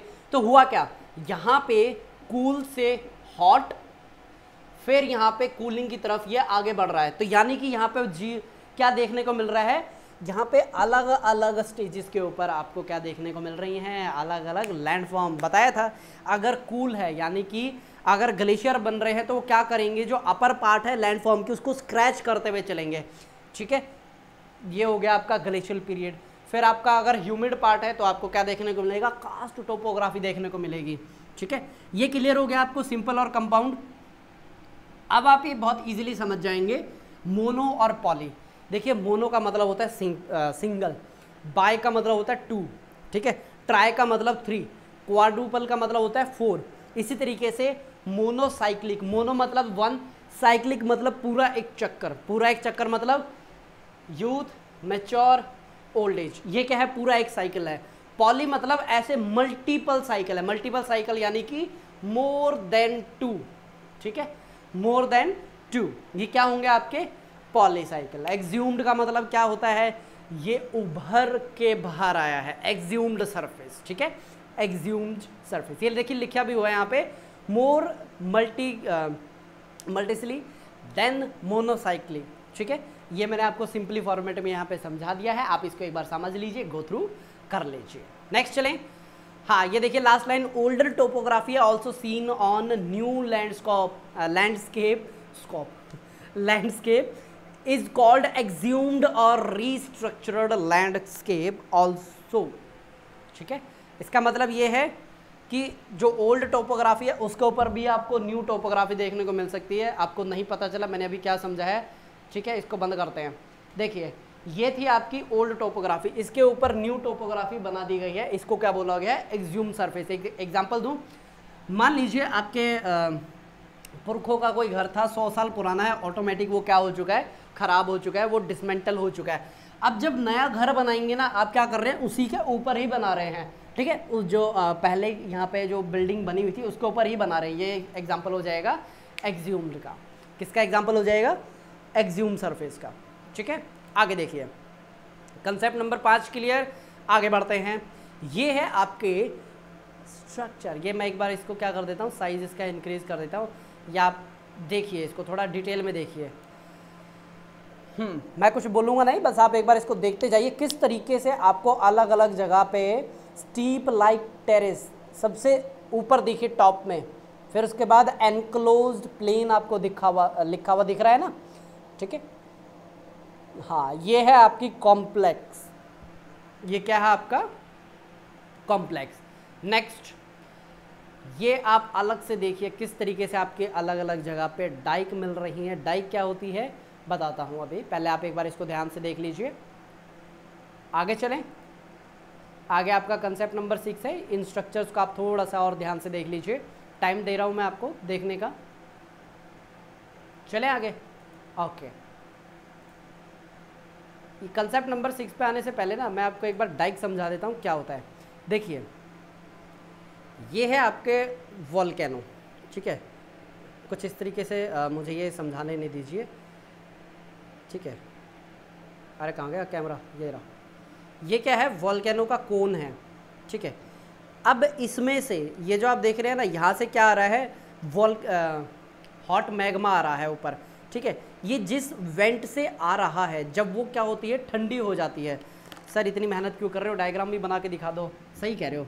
ये क्या है आपका? वोल्केनो है। यहाँ से आपका क्या आ रहा है? मैग्मा आ रहा है। अब होता है क्या, over the period of time ये जो नीचे का चेम्बर है ना, ये ठंडा हो जाता है। कैसे हो जाता है? क्योंकि भाई जो हॉटस्पॉट है ना, उससे प्लेट आगे चली जाती है। तो क्या होगा, यहाँ पे ऑलरेडी जो मैग्मा बाहर आने वाला था वो क्या हो चुका? कूल डाउन हो चुका है। इन्हीं को क्या बोला जाता है? डाइक बोला जाता है। जब हम वॉल्केनिक लैंडफॉर्म पढ़ेंगे ना, सब आपको बता दिया जाएगा, बैथोलिथ, लैकोलिथ, लोपोलिथ, ये कैसे कैसे आपके बनते हैं। अब देखिए, little the earth topography is older than the tertiary and most of it know older than Pleistocene. बताइए, ये मतलब आपको समझ में आया? इसमें हुआ क्या है, ये आपको क्या बता रहा है? Concept number 6। ये इतना हमारा इतना इम्पॉर्टेंट है नहीं। क्यों नहीं? क्योंकि हमें बेसिक क्या क्या चीज़ें चाहिए। हार्ड रॉक, सॉफ्ट रॉक क्या कर रही है? रजिस्ट कर रही है, यानी कि लैंडफॉर्म, स्ट्रक्चर, प्रोसेस, टाइम, ये हमें पता होना चाहिए। फिर उसके बाद आपको present is key to the past, ये पता होना चाहिए। डिफरेंट जियोमॉर्फिक प्रोसेस, ये पता होना चाहिए। ये सारे हमने कर लिए हैं। ये आपके क्या है, पूरे जो 9 कंसेप्ट है ना, जो आपके जियोमॉर्फो के अंदर दिए हैं, तकरीबन 40 पेज बन जाते हैं। वो मैंने आपको बिल्कुल एलोवेरा का जूस आपको बना के दे दिया, आप इसको पढ़ें, ठीक है। Little of earth topography is older than tertiary. ये टर्शरी का मतलब क्या है? टर्शरी का मतलब यहाँ पे जियोलॉजिकल टाइम पीरियड से है। यहाँ पे टर्शरी का मतलब किससे है? जियोलॉजिकल टाइम पीरियड से ये लिया गया है, ठीक है। यहाँ पे क्या बोला गया? जियोलॉजिकल टाइम पीरियड में एक टर्शरी है। ये टर्शरी में क्या मिलेगा आपको? बहुत ही कम पार्ट मिलेंगे। जो अर्थ के जो पीस हैं वो टर्शरी से ओल्ड हो। मोस्ट ऑफ कहाँ से मिलेंगे? प्लेस्टोसीन से। ये जब हम जियोलॉजिकल टाइम स्केल करेंगे ना, तब आपको मैं डिटेल में बता दूंगा कि टर्शरी क्या होता है, प्लेस्टोसीन क्या होगा, ठीक है। नेक्स्ट चलें। हाँ, ये अभी आपको क्लियर समझ में नहीं आएगा, क्योंकि उसके लिए फिर मुझे ना अलग से यहाँ पे जो जियोलॉजिकल टाइम स्केल है वो समझाना पड़ेगा। वो अभी हमारे क्या है कि इस लेक्चर में तो पॉसिबल नहीं है। नेक्स्ट जो लेक्चर बनाऊंगा उसके अंदर मैं आपको करवा दूंगा, ठीक है। अब ये देखिए, जो लैंडफॉर्म है, इसके अंदर आप ये जो वाइटिश पार्ट देख रहे हैं, ये क्या है? हाँ, अच्छा एक और बात बताऊं, अगर आपको स्टार्टिंग में ही किसी माउंटेन में अगर यू शेप अगर आपको मिलती है ना, इस तरीके की शेप मिलती है, आप कहीं कंफ्यूज मत हो जाइए कि सर ने तो कहा था कि भाई वी शेप बनेगा, ये यू शेप कैसे? ये ग्लेशियर की वजह से बनता है, ठीक है। जब ग्लेशियर आगे पूरा हिमखंड चलता है ना, इस तरीके से वो यू शेप बनाता हुआ आगे जाएगा, और जो वी शेप है वो बनती है रिवर के थ्रू। ये समझ लीजिए, क्योंकि ये अगर आप थोड़ा सा ध्यान से देखेंगे ना, यहाँ पे क्या बन रही है? यू शेप बन रहा है। आप कंफ्यूज ना हो, इसलिए मैंने आपको बता दिया है। ऑल्दो यहाँ से आपको रिवर के जाने के भी आपको क्या मिल रहे हैं? सबूत मिल रहे हैं, ठीक है। नेक्स्ट, ये है आपका एग्जाम्पल हिमालयन से रिलेटेड। मैंने यहाँ पे इसको पूरी स्क्रीन के ऊपर लगा दिया है। आप एक बार देखिए, जो हिमालयन रेंज है कहाँ से कहाँ तक फैली हुई है। और ये जो ऊपर आप देख रहे हैं ना, ये एक रेड रेड पार्ट के अंदर एक अलग से मैंने आपको सैटेलाइट व्यू प्रोवाइड किया है। ये एक बार ना सैटेलाइट व्यू अपने दिमाग में रखिएगा जब हम क्या करेंगे, लैंडफॉर्म तो अभी यहाँ तकरीबन हमारा हो चुका है, लेकिन जब हम हिमालयंस की स्टडी करेंगे ना, जब जो इंडिया के बारे में थोड़ा सा डिटेल में करेंगे हम, फिजिकल ऑफ इंडिया, ठीक है, ये जब हम करेंगे फिजिकल इंडिया के बारे में, तब आपको मैं बताऊंगा कि किस तरीके से जो आपकी यूरेशियन प्लेट क्या कर रही है, रजिस्ट कर रही है। देखिए किस तरीके से, ये आपकी क्या है पेनिनसुलर प्लेट और ये है आपकी यूरेशियन प्लेट। यूरेशियन प्लेट क्या है, इसको क्या कर रही है, रजिस्ट कर रही है, और धीरे धीरे हो क्या रहा है, ये जो यूरेशियन प्लेट है ये इस तरीके से ना ऊपर होती जा रही है, ऊपर होती जा रही है। ये जो पार्ट है अपलिफ्ट हो गया पूरा, और ये कितना है, 3 से 4 किलोमीटर का ये पार्ट हो चुका है, ये पूरा 3 से 4 किलोमीटर का पार्ट है। और ये क्या कहलाएगा, आपका तिब्बतन प्लेटू। ये जो ऊपर है ना, ये आपका तिब्बतन प्लेटू है। और तिब्बतन प्लेटू पता कितना इंपॉर्टेंट है इंडिया के लिए, बताऊंगा मैं आपको डिटेल में मॉनसून वाले चैप्टर में। लेकिन जो इंडियन प्लेट है, ये वाली इंडियन प्लेट है, ये नीचे जाती जा रही है, नीचे जाती जा रही है, ठीक है। तो इसकी वजह से क्या हुआ है, ये स्टीपनेस आ गई है, ठीक है। ये थोड़ा सा अभी हैवी कंसेप्ट हो जाएगा, तो आगे मैं आपको करवा दूंगा ये, ठीक है। ध्यान से देखिए अब आप इसको, ये देखिए यहाँ पे हिमालयन रेंज कहाँ से कहाँ तक बन रही है, सिम्बैक्सियल बेंड क्या होता है आगे बता दूंगा मैं आपको। एग्जाम्पल में देखिए, most of the topographical feature on the Himalayan range is attend in Pleistocene ice age, ठीक है। आइस एज को छोड़ दीजिए, बस इतना याद कर लीजिए, Pleistocene. Longwell come to conclusion that is started in early Pliocene, ठीक है। अभी माइट भी ये जो आपके प्लेस्टोसीन वगैरह सिर के ऊपर से जा रहे हो, कोई बात नहीं, हम इसको कैच करेंगे, ठीक है, और इसको बाउंड्री पे हम पहुंचाएंगे। किस तरीके से, जब ये जियोलॉजिकल टाइम स्केल हम पढ़ाएंगे ना, हम पढ़ाएंगे, कौन कौन, अरे मैं ही पढ़ाऊंगा, आप पढ़ोगे, मैं पढ़ाऊंगा, ठीक है। नेक्स्ट आगे चलते हैं। हाँ देखिए कितना ब्यूटीफुल, मेरे सही में जब ये मैं डिज़ाइन कर रहा था ना, इसके अंदर मेरा मन कर रहा था 3-4 और मैं लगा दूँ, ठीक है। देखिए पिक्चर देखिए कितनी परफेक्ट है कि हिमालय का जो टॉप है वो किससे नहा रहा है, सन बाथ बोलते हैं इसको, किससे नहा रहा है, सन से नहा रहा है, ठीक है। मैं थोड़ा सा इधर हो जाता हूँ ताकि दोनों चीज़ें एक साथ चलती रहें। कहीं आप मेरा चेहरा भूल तो नहीं जाओगे, एकदम से पूछेंगे अरे ये कौन है पढ़ा रहे हैं, ठीक है। तो ये क्या है, आपकी हिमालयन रेंजेस हैं, किस तरीके से बनी है, 2 प्लेट आपस में क्या हुई है, कोलाइड हुई है, ठीक है। बिल्कुल ना एंगल समझने में थोड़ी सी दिक्कत होती है, मैं जब यहाँ करता हूँ तो मेरे को लगता है कि कैमरे में आना चाहिए। तो ये क्या है, कोलिजन हुआ है। तो इसमें जब ये दोनों प्लेट ना तो कोई ऊपर गई है ना नीचे गई है, ये क्या हो रही है, एक दूसरे को क्या कर रही है, रजिस्ट कर रही हैं।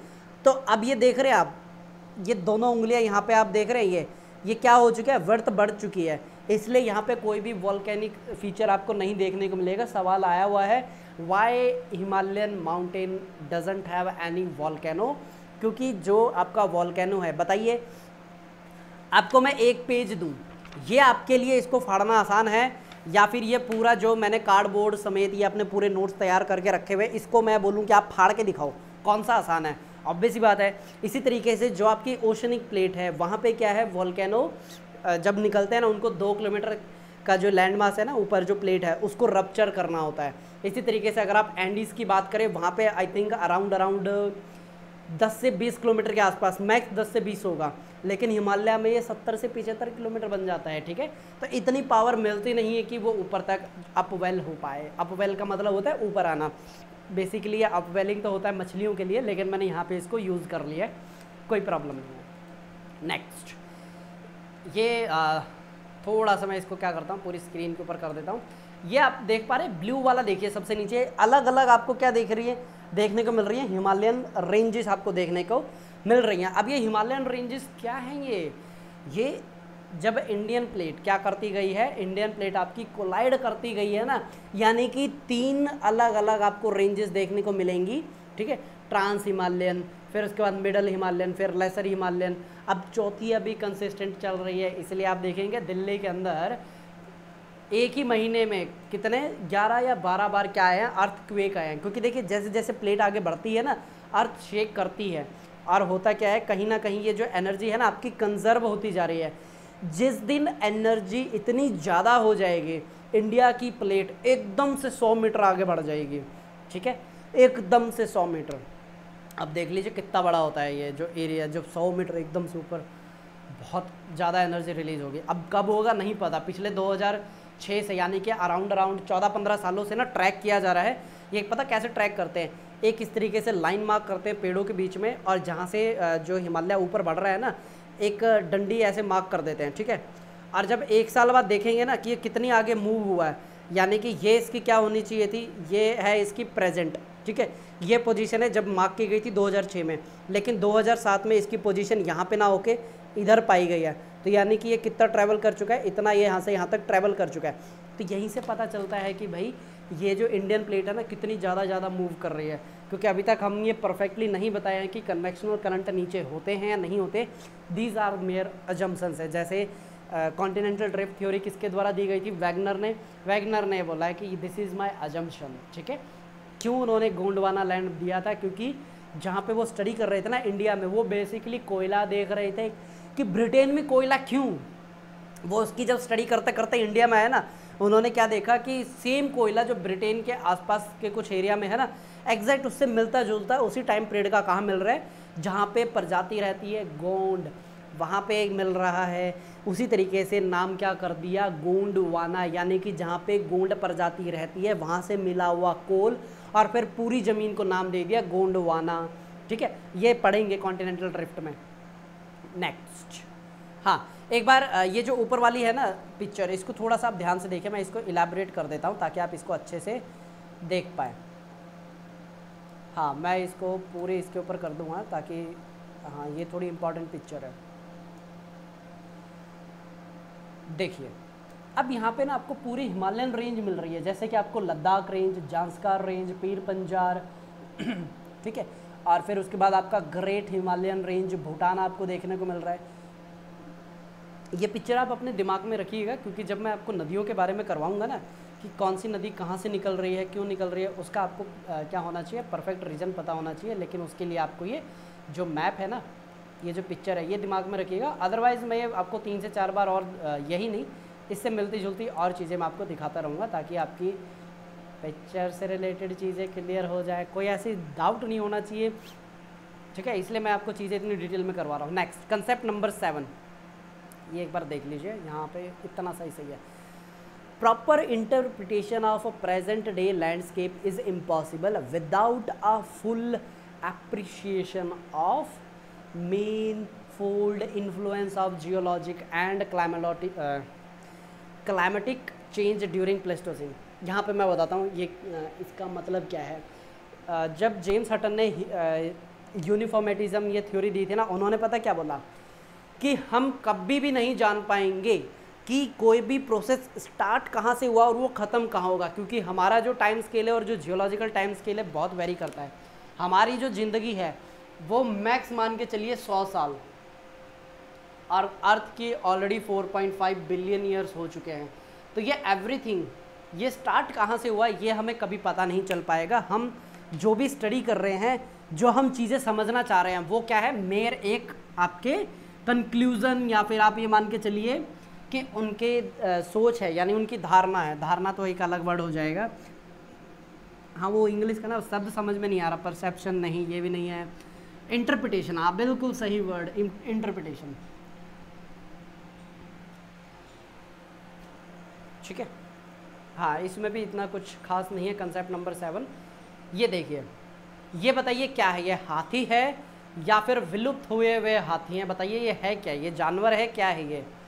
अरे भाई ये मैमथ है, ये दिस इज़ कॉल्ड मैमथ। और यहाँ पे ये एक दिख रहा है आपको, ये छोटू सा कुछ यहाँ पे खड़ा, ये एक्चुअली तो नहीं है, लेकिन उस वक्त टाइगर नहीं थे। टाइगर के जो पूर्वज थे ना, उनको क्या बोला जाता था, बताइए बताइए, टाइगर के जो पूर्वज थे उनको क्या बोला जाता था, सैबर टूथ। क्या बोला जाता था, सैबर टूथ। कुछ इस तरीके के ना बड़े बड़े उनके दांत हुआ करते थे। अरे मेरे नहीं, मैं सैबर टूथ की बात कर रहा हूँ। दिखते पूरे टाइगर जैसे थे, ठीक है, लेकिन उनके ना ये जो अपर कनाइन है वो इतने बड़े थे कि उनके मुंह से बाहर आए हुए थे, ठीक है। इस तरीके से अगर आपने कोई पिक्चर देखी होगी ना, तो उसमें आप देखते समझ जाएंगे वो क्या है, वो सैबर टूथ है। अब ये एक्सटिंक्ट होते क्यों, ये सारी स्पीसीज़ ये एक्सटिंक्ट हुई कि ये ख़त्म क्यों हुई है, इसके पीछे का रीज़न समझिए। अब जो ये एक मैमथ है, इसका साइज़ पता कितना है, कम से कम 2 से 3 गुना बड़ा है हाथी से। हाथी के एक बच्चे को पैदा होने के लिए, यानी कि जो जेस्टेशन पीरियड होता है जब बच्चा माँ के पेट में रहता है, इंसानों का रहता है 9 महीने, ठीक है। अगर आप काऊ या बफेलो का देखें तो 9 से 10 महीने, लेकिन एलिफेंट का, जो अभी के प्रेजेंट एलिफेंट है, उनका जेस्टेशन पीरियड है 22 महीने, वो बच्चा पेट में रहता है। मैमथ का इससे भी ज़्यादा था, ठीक है। तब होता क्या था, अगर एक मैमथ मरता था, उसको रिप्लेस करने के लिए कम से कम 3 से 4 साल लग जाते थे। तो इस तरीके से क्या होता है कि इनको रिप्लेस करने के लिए, यानी कि इनकी जनसंख्या बढ़ने के लिए वक्त बहुत लगता था, ठीक है। इसी तरीके से एक पिछले साल भी एक न्यूज़ आई थी, जो आपके साइबेरियन क्रेन थे जो यहाँ पे इंडिया में आते हैं, उनके जो एक बच्चा होता है ना, 1 साल में एक ही होता है। तो इसकी वजह से इंडिया के अंदर जो 150 के आसपास, जो आपके सांबर लेक के पास जो होते हैं ना, राजस्थान के अंदर है,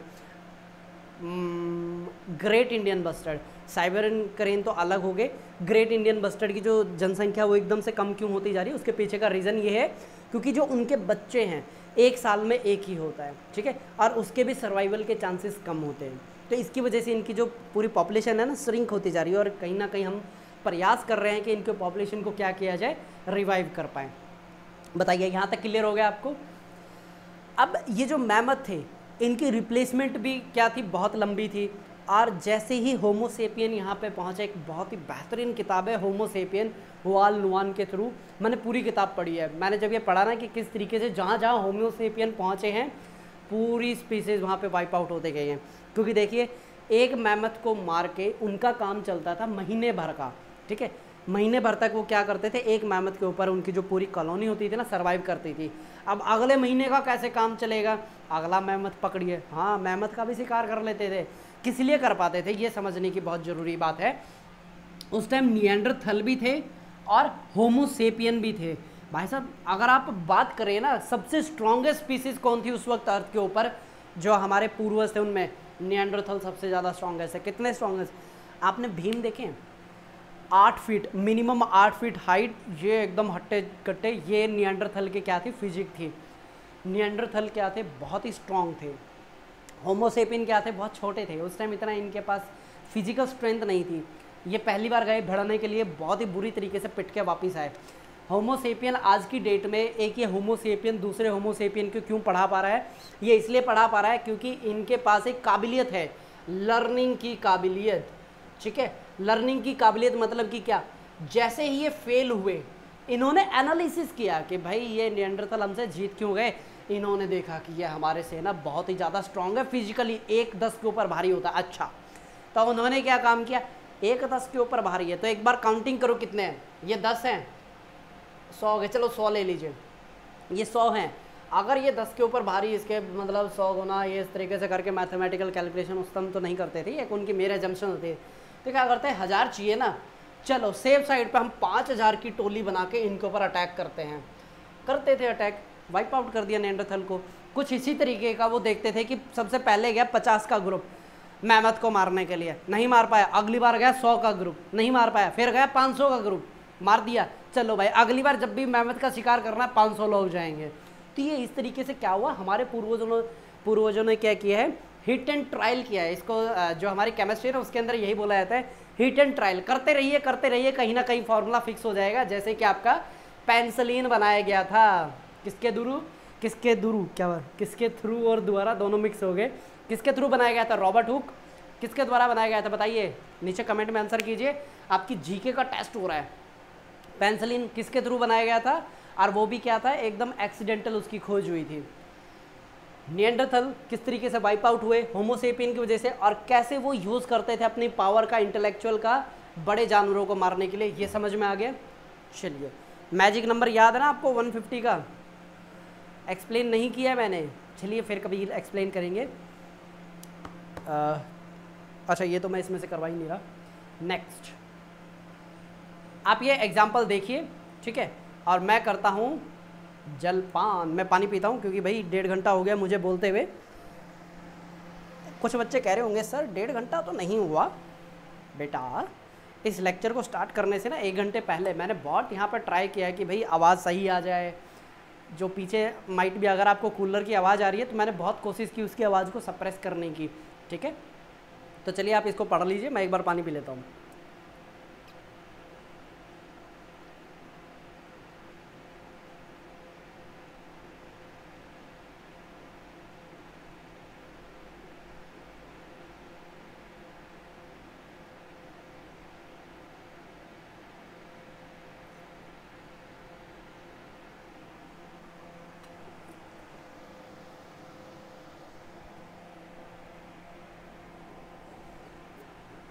पढ़ लिया। हाँ, पानी था भाई गले में, इसलिए एकदम से ऐसा आया कि किसी ने मेरा गला दबा रखा हो। देखिए जो इसका सबसे पहला जो वर्ड है ना, ग्लेशियल आउटवॉश, ये एक बार मैं समझा देता हूँ ये होता क्या है, ठीक है, फिर आगे बढ़ते हैं हम अपने नेक्स्ट कंसेप्ट की ओर। देखिए ये ग्लेशियल आउटवॉश होता क्या है, मैंने ये बताया है कि जब ग्लेशियल आगे बढ़ता है वो क्या करता जाता है, उसके पास जो भी चीज़ें आती हैं, जैसे कि आपके रॉक के छोटे छोटे टुकड़े, वो उनको क्रश कर देगा। कभी आपने देखा है मिक्सी के अंदर जब भी आप कोई चीज़ डालते हैं, ठीक है, ड्राई होनी चाहिए, अदरवाइज वो पेस्ट बन जाता है। ड्राई कोई भी चीज़ डालते हैं उसको क्या करता है, बिल्कुल छोटे छोटे पार्टिकल में तोड़ देता है। यानी कि क्या मैंने आपको ये करवा दिया है कि किस तरीके से बड़े पार्टिकल, फिर सिल्ट से भी पतले होते हैं उनको मोरेन्स बोला जाता है, ठीक है, सिल्ट से छोटे जो होते हैं उनको क्या बोला जाता है, मोरेन बोला जाता है। अब होता क्या है, जहाँ जहाँ आपके ग्लेशियर थे, जो ग्लेशियर, एक मिनट रुकिए, ग्लेशियर, ये वर्ड ना एक जैसे होते हैं, माइंड में अटक जाते हैं। तो जो जहाँ जहाँ आपके ग्लेशियर प्रेजेंट थे, तो होगा क्या, वहाँ पे ना लैंड इरोड हो जाएगी। जब लैंड वहाँ पे इरोड होगी तो कैसे आपको देखने को मिलेगा, वहाँ पे बहुत ही बारीक बारीक पार्टिकल आपको देखने को मिलेंगे। और जब यहाँ पे विंड की जो स्पीड है जब बढ़ती है, जब सर्दियों की जो हवा होती है ना, उनके पास बहुत ज़्यादा काइनेटिक एनर्जी होती है, 120 किलोमीटर तक की भी पहुँच जाती है। वो क्या करेगी, यहाँ से पिक करके इसको डिपॉजिट कर देगी और आगे, ठीक है, क्या करेगी, इसको और आगे डिपॉजिट कर देगी, ठीक है। इसका अगर आप एग्जांपल देखें, जो येलो रिवर है ना, येलो रिवर के पास जो छोटे छोटे पार्टिकल हैं, ठीक है, जो रिवर का कलर येलो है वो किसकी वजह से, मोरेन। और ये मोरेन कहाँ से आए हैं, जो अपर जो साइबेरिया वाला पार्ट है ना, वहाँ पे क्या था, ग्लेशियर, ग्लेशियर ने क्या किया, वहाँ पे बहुत ही छोटे छोटे पार्टिकल में जो रॉक पार्टिकल थे उनको कन्वर्ट कर दिया। हवा ने क्या किया, उसको उठा के जो गोबी डेजर्ट है वहाँ पे डिपॉजिट कर दिया। और जब वहाँ से हवाएं चलती हैं, रिवर के अंदर उसका डिपॉजिट होता है और कलर कैसा आ जाता है, येलो। इस चीज़ से बचने के लिए चाइना ने क्या किया है, वहाँ पे कॉन्क्रीटाइजेशन कर दिया है। नहीं समझ में आया, अरे भाई जो पहले कच्चा था उसके ऊपर प्लास्टर मार दिया, सिंपल सी बात है, ठीक है, इसी को बोलते हैं कॉन्क्रीटाइजेशन। और जो आपके आज के शहर हैं वो किसके एग्जाम्पल हैं, जंगल बनते जा रहे हैं, किसके, कंक्रीट के। इसी की वजह से आपको क्या देखने को मिलेगा, urban heat island, urban heat canyon, इस तरीके के कंसेप्ट अभी आपको इजाद होते हुए दिखेंगे। नेक्स्ट चलें, ओके, कंसेप्ट नंबर 8 पढ़िए। ये लीजिए मैं पूरी स्क्रीन कर देता हूँ, आप एक बार पढ़िए, क्योंकि जितने भी आपने 5 यहाँ पे पढ़े हैं वो समझ में आ गए, तो 8वां भी आपको बहुत ईजी समझ में आएगा। An appreciation of a world climate is necessary to proper understanding of varying importance of different geomorphic process. मतलब समझ पाए इसका, इसका मतलब ये है, यहाँ पे इसको मैं करता हूँ बंद, पूरी स्क्रीन की मुझे अभी चाहिए ज़रूरत, रिक्वायरमेंट है, क्योंकि यहाँ पे फिर दोबारा हम क्या बनाएंगे, ग्लोब बनाने वाले हैं। अब देखिए ये क्या है, आपकी अर्थ है, ठीक है। अब ये आपकी जो अर्थ है इसको मान के चलते हैं आपका इक्वेटर, ठीक है। ये आपका 5 डिग्री मान लीजिए नॉर्थ एंड साउथ, ऊपर ये हो गया आपका 90 डिग्री, ठीक है, ये हो गया 90 डिग्री।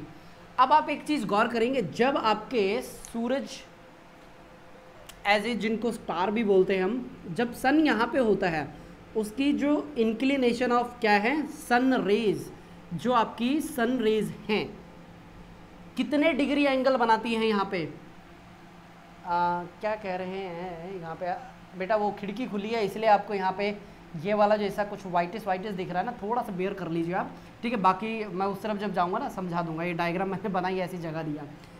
यहाँ पे क्या है, 90 डिग्री एंगल पे क्या जो सूरज की जो किरणें हैं इंक्लिनेशन हो रही है, यानी कि पड़ रही है यहाँ पे ज़मीन के ऊपर। जैसे जैसे आप ऊपर जाएंगे, जैसे जैसे आप यहाँ पे इस तरफ डायरेक्शन में जाएंगे, ये जो 90 डिग्री है ना, 60 डिग्री, 45 डिग्री, 30 डिग्री और 20 डिग्री, कहीं कहीं 0 डिग्री भी हो सकता है, ठीक है, जो आपके एक्सट्रीम पोल्स होते हैं ना वहाँ पे। तो होगा क्या, इसकी वजह से आपके अलग अलग जगह पे अलग अलग क्लाइमेट देखने को मिलेंगे, ठीक है। यही आपका कंसेप्ट नंबर 8 है, क्योंकि अगर आप पूरे वर्ल्ड के लैंडफॉर्म को समझना चाहते हैं तो आपको ये डिफरेंट अलग अलग क्लाइमेट है ये समझ में आने चाहिए।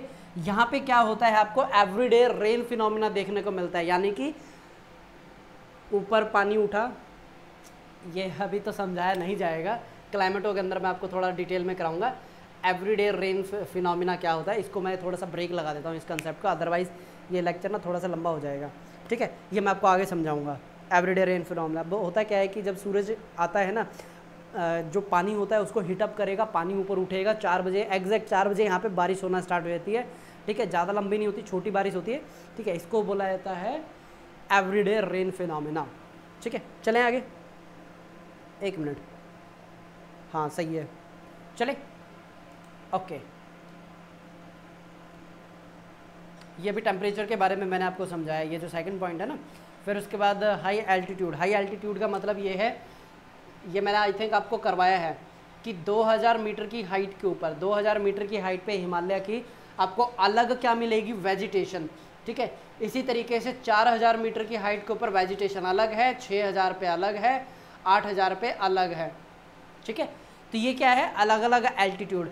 और यहाँ पे क्या था आपका टेम्परेचर, 1 मिनट रुक जाइए, ये है आपकी हाइट जिसकी वजह से चेंजेस आ रहे हैं, और यहाँ पे टेम्परेचर की वजह से चेंजेस आ रहे हैं, और इसी की वजह से आपको एवरीडे रेन फिनोमिना का कंसेप्ट आपको मैं बताऊंगा डिटेल में। अभी तो प्रॉपर डायग्राम नहीं है, अदरवाइज माइट भी आपको चीज़ें समझ में ना आए, फिर एक्स्ट्रा टाइम कंज्यूमिंग हो जाएगा वो। नेक्स्ट चलें, ओके, हाँ अब मिलेगा मेरे को प्रॉपर डायग्राम, थोड़ा सा इसको यहाँ पे बढ़ाता हूँ। अब देखिए, ये जो आप देख रहे हैं ऊपर से सूरज ने क्या किया है, इंसोलेशन, जिसको धूप बोलते हैं ना हम, इंसोलेशन आया है नीचे, और जिसकी वजह से ये जो आपको ब्लू ब्लू दिख रहा है ना पानी, ये इवेपोरेट होके ऊपर गया है। ये जो अपवर्ड आपको इस तरीके से लाल कलर की एक एरो दिख रही है ना, ये अपवर्ड मूवमेंट शो कर रहा है, पानी ऊपर उठ रहा है। क्योंकि देखिए जब हवा गर्म होती है वो एक्सपैंड करती है, यानी उसके साथ और ज़्यादा मॉइस्चर है वो ऊपर जा सकता है, और जैसे जैसे आपकी जो हवा है वो ऊपर जाएगी, एडियाबैटिक लैप्स रेट की वजह से वो कंडेंस होना स्टार्ट हो जाएगी। और ये जो आप क्लाउड देख पा रहे हैं ना, ये कंडेंस हुआ है। कंडेंस किस वजह से, एडियाबैटिक लैप्स रेट की वजह से। और जब इसका जो सैचुरेशन पॉइंट है, यानी कि और ज़्यादा जब ये मॉइस्चर होल्ड नहीं कर पाता, ये जाके क्या करेगा, बारिश कर देगा, ठीक है। हाँ, ये बस आपके अंडरस्टैंडिंग के लिए मैंने लगाया था, मेरे को एकदम से दिमाग में से ना निकल गया था कि मैंने लगाया है कि नहीं लगाया, मैंने लगा रखी थी picture. Next, concept number 9, geomorphology although concerned preliminarily with the present day landscape. जो मतलब आज आपको दिखाई दे रहा है ना लैंडस्केप, जियोमॉर्फोलॉजी उसी से कंसर्न्ड है, लेकिन उसको समझने के लिए attain its maximum usefulness by historic extension. इसका मतलब ये है, अगर आपको अपना प्रेजेंट जानना है उसके लिए आपको पास्ट के बारे में थोड़ा बहुत पता होना चाहिए, ठीक है। यहाँ पे आपके जितने भी लैंडफॉर्म हैं उनसे रिलेटेड जितने भी कंसेप्ट है वो आपके करवा दिए गए हैं। अभी साथ के साथ अभी मैं आपको क्या करवा दे रहा हूँ, 1 मिनट, मैं पेपर से यहाँ से हटा देता हूँ, अभी इनकी कोई और रिक्वायरमेंट है नहीं। एक बार मैं चेक कर लेता हूँ, जो मैंने यहाँ पे डिसाइड किए थे आपको पॉइंट्स क्लियर करने, वो मैंने आपको बताए हैं कि नहीं बताए हैं, ठीक है। ये देख रहे हैं, अभी 30 पेजेस का जो ये कंसेप्ट थे मैंने आपको बिल्कुल सिंपल फॉर्मेट में आपको करवा दिया है। ये मेरे खुद के बनाए हुए नोट्स हैं ये, ठीक है। ये मैं आपको डिक्टेशन इसलिए नहीं करवा सकता क्योंकि ऑलरेडी ये पेड जो लेक्चर्स है उनके अंदर मैं करवा चुका हूँ, ठीक है। ये कॉपीराइट है किसी का भी, ठीक है। हाँ, मैं अपनी सेल्फ लर्निंग के लिए कर सकता हूँ, थोड़े दिन में मैं और नए अपने लेक्चर्स डेवलप करूँगा ना, अपने हैंड रिटन नोट्स अलग फॉर्मेट में, ठीक है। वो देखते हैं कैसे क्या कंसेप्ट बनता है, डेवलप हो पाएगा, ठीक है। हाँ, जितना मुझे कंसेप्ट से रिलेटेड बताना था बता दिया है। इसके बाद हम स्टार्ट करेंगे जो अर्थ है ना उसका इंटीरियर दिखता कैसा है उसके बारे में, ठीक है। लेकिन यहाँ पे आई थिंक एक पिक्चर और होनी चाहिए जो आपको मैं यहाँ पे समझाना चाह रहा था। हाँ, ये देख लीजिए आप, इस पिक्चर को थोड़ा सा देखिए। इतनी देर में मैं क्या करता हूँ, जियोमॉर्फो की किताब यहाँ पे पिक करता हूँ और जो मुझे आपको यहाँ पे टिक करवाना है वो मैं आपको टिक करवा देता हूँ पेज नंबर के साथ। हाँ, ये जो अभी तक हमने लेक्चर किया है ना, ये उसका पूरा ओवरव्यू है, इसको समझ लीजिए आप। सर लिखा हुआ दिखाई नहीं दे रहा, क्लियरिटी अच्छी नहीं है। बेटा लिखा हुआ देखना भी नहीं है, हमें सिर्फ पिक्चर देखनी है। डायग्राम आपको क्लियर दिख रहा है ना, बस आप उसे देखते जाइए। लास्ट मैंने आपको करवा दी थी मार्किंग, कहाँ तक करवाई थी बताइए? लास्ट मार्किंग मैंने कहाँ तक करवाई आपको? हाँ, ये पेज नंबर आखिरी हमारा था 23 तक कर लिया है। और मैंने आपको बताया था इतने ज़्यादा नाम पढ़ने की ज़रूरत नहीं है, जो इंपॉर्टेंट था वो मैंने आपको टिक करवा दिया है, ठीक है। अब ये ओपन कर लीजिए पेज नंबर 24। जो बच्चे नए हैं, वैसे तो कोई बच्चा यहाँ तक पहुँचा नहीं होगा, ये है जियोमॉर्फोलॉजी। लेकिन जो सीरियस कैंडिडेट जो इस किताब के इस पिक्चर को देख पा रहे हैं, यानी कि वो बहुत सीरियसली पढ़ रहे हैं, ठीक है, तो उनके लिए मेरा एक छोटा सा मैसेज हो रहा है आपके लिए ना, एक LMS और बना रखा है मैंने, ठीक है। LMS कहाँ मिलेगा आपको, जो डिस्क्रिप्शन है ना, ये जो वीडियो जहाँ मिल रही है उसके डिस्क्रिप्शन में देखिए आपको LMS यानी कि हमारी जो वेबसाइट है ना उसका लिंक मिलेगा, और वहाँ पे आप कोर्सेज़ के सेक्शन में जाके उसको पिक कर लीजिए, LMS वहाँ पे मिल जाएगा। इसका फ़ायदा ये होता है कि जो आप पढ़ रहे हैं ना वो आपको चीज़ें ट्रैक कर पाएंगे वहाँ पे क्वेश्चंस भी। अभी से देखिए वो इतना मैंने डेवलप किया नहीं है, जैसे जैसे कोर्स आपका बढ़ता जाएगा ना, वीडियोज़ में जब उसके अंदर लिंक करता जाऊँगा तो चीज़ें आपको और बेहतर तरीके से मिलती जाएंगी। यूज़ करते जाइए, क्योंकि अभी कोई यूज़ ही नहीं कर रहा तो उस पर मैं इतना अपना टाइम लगा नहीं रहा। जब बच्चे वहाँ पे ज़्यादा जाएंगे, बच्चों की तरफ से डिमांड आएगी, तो मैं उसको और एनरिच करता जाऊँगा, ठीक है। बातें हो गई हैं बहुत, आप पेज नंबर 24 ओपन कर लीजिए। यहाँ पे देखिए फंडामेंटल कंसेप्ट इन जियोमॉर्फोलॉजी, पहला same physical process and laws that are operating, ये आपका कंसेप्ट नंबर फर्स्ट पूरा करना है, ठीक है। पेज नंबर 25 उसका जो पहला पार्ट है, पेज नंबर 25 है, ये वाला जो पूरा पार्ट है ना इसको पढ़ना है। और ये वाला जो आपका पहरा है ना, ये देखिए ये वाला जो आपका पहरा है, इसे आप एज ए कंक्लूजन के तौर पे भी यूज़ कर सकते हैं। कैसे यूज़ कर सकते हैं? कंक्लूजन के तौर पे। यहाँ पे देखिए एक वर्ड आ रहा है होम्योस्टैटिस मैकेनिज्म। क्या वर्ड आ रहा है? होम्योस्टैटिस मैकेनिज्म। इसको समझाता हूँ मैं आपको। एक चीज़ आप बताइए, आपकी बॉडी का टेम्परेचर फ्लक्चुएट करता है या एक जैसा है? आपका 98.4 डिग्री फ़ारेनहाइट जो आपका टेम्परेचर है वो आपका मेंटेन्ड है या फिर ऊपर नीचे फ्लक्चुएट करता है? मेंटेन्ड है वो, ठीक है। अब वो मेंटेन्ड कैसे है? ठीक है, जिस भी ऑर्गेनिज्म का, ठीक है, जिस भी ऑर्गेनिज्म का जो बॉडी का टेम्परेचर है मेंटेन्ड है, उसको क्या बोला जाता है? Warm blooded animal. Warm blooded animal, ठीक है। वार्म ब्लडेड एनिमल का मतलब ये होता है कि वो अपना टेम्परेचर मेंटेन कर सकता है एज लाइक ह्यूमन, ठीक है। हमारा टेम्परेचर फिक्स है, जैसे बुखार चढ़ता है हमारा 102 डिग्री 103 डिग्री फ़ारेनहाइट ऊपर चला जाता है। अब बात आती है, दूसरे होते हैं कोल्ड ब्लडेड एनिमल, जैसे कि आपकी लिजर्ड, ठीक है, यानी छिपकलियाँ, स्नेक, फ्रॉग, ये आपके किस में आते हैं? कोल्ड ब्लडेड एनिमल में। कोल्ड ब्लडेड क्या होते हैं? बाहर अगर 40 डिग्री उनके खून का टेम्परेचर भी हो जाएगा 40 डिग्री, बाहर 20 डिग्री तो उनके बॉडी का टेम्परेचर भी हो जाएगा 20 डिग्री। तो इससे क्या होता है कि जैसा जैसा टेम्परेचर बाहर होता है उनकी बॉडी या तो गर्म या ठंडी होती जाएगी। This is called cold blooded. जो इंसान अपने बॉडी का टेम्परेचर मेंटेन कर पाते हैं उस प्रोसेस को बोला जाता है होम्योस्टैटिस। स्टैटिस का मतलब स्टैटिक, स्टैटिक का मतलब स्थिर, होम्यो मतलब इंटरनल, मतलब एग्जैक्ट तो नहीं है लेकिन आप समझ लीजिए। होम्योस्टैटिस का मतलब है जो लेवल को मेंटेन कर पाए। यहाँ पे हम बात कर रहे हैं टेम्परेचर की और यहाँ पे किताब में बात की जा रही है मैकेनिज्म की, ठीक है। वर्ड समझ में आ गया? बहुत बढ़िया। नो विंटेज, आपको ये वर्ड नहीं मिला? ये देखिए, अरे कहाँ गया? ये देखिए, ये होम्योस्टैटिस वर्ड यहाँ पे आपको बोल्ड मिल जाएगा और यहाँ पे इधर इधर इधर, हाँ, ये आपको नो विंटेज। और ये इसका मतलब पता क्या है? मैं पूरा पढ़ देता हूँ। No vintage of beginning and no prospect of end. इसका मतलब यही है, हम कभी भी नहीं जान पाएंगे कि शुरुआत में क्या था और एंड में क्या है। हम सिर्फ क्या कर पाएंगे? मेरे एक स्टडी ही कर पाएंगे, ठीक है। एजम्पशंस, इंटरप्रिटेशन होंगी हमारे कि एक्चुअली क्या आपको मिलेगा वहाँ पे, ठीक है। पेज नंबर 2 में मार्किंग, ये पूरा पढ़ना है भाई, पूरा पढ़ना है, ठीक है। पेज नंबर 25 पूरा पढ़ना है और पेज नंबर 26 इसके अंदर कंसेप्ट नंबर 2 है, ठीक है। थॉर्नबरी का है, कंप्लीट पढ़ लीजिए इसको। लिथोलॉजी, नेचर ऑफ रॉक, इसको पढ़ लीजिए, हाँ इंपॉर्टेंट है। 27 भी करना है, 28, 9 दोनों करने हैं, ठीक है। और हाँ, मैं एक बार बता देता हूँ कहाँ से कहाँ तक आपको पूरा ये रीड आउट करना है। पेज नंबर 37 तक पूरा आप एक बार रीड आउट कीजिए इसको। अगर आप 3 बार करेंगे तो आपके लिए बहुत बेहतरीन रहेगा।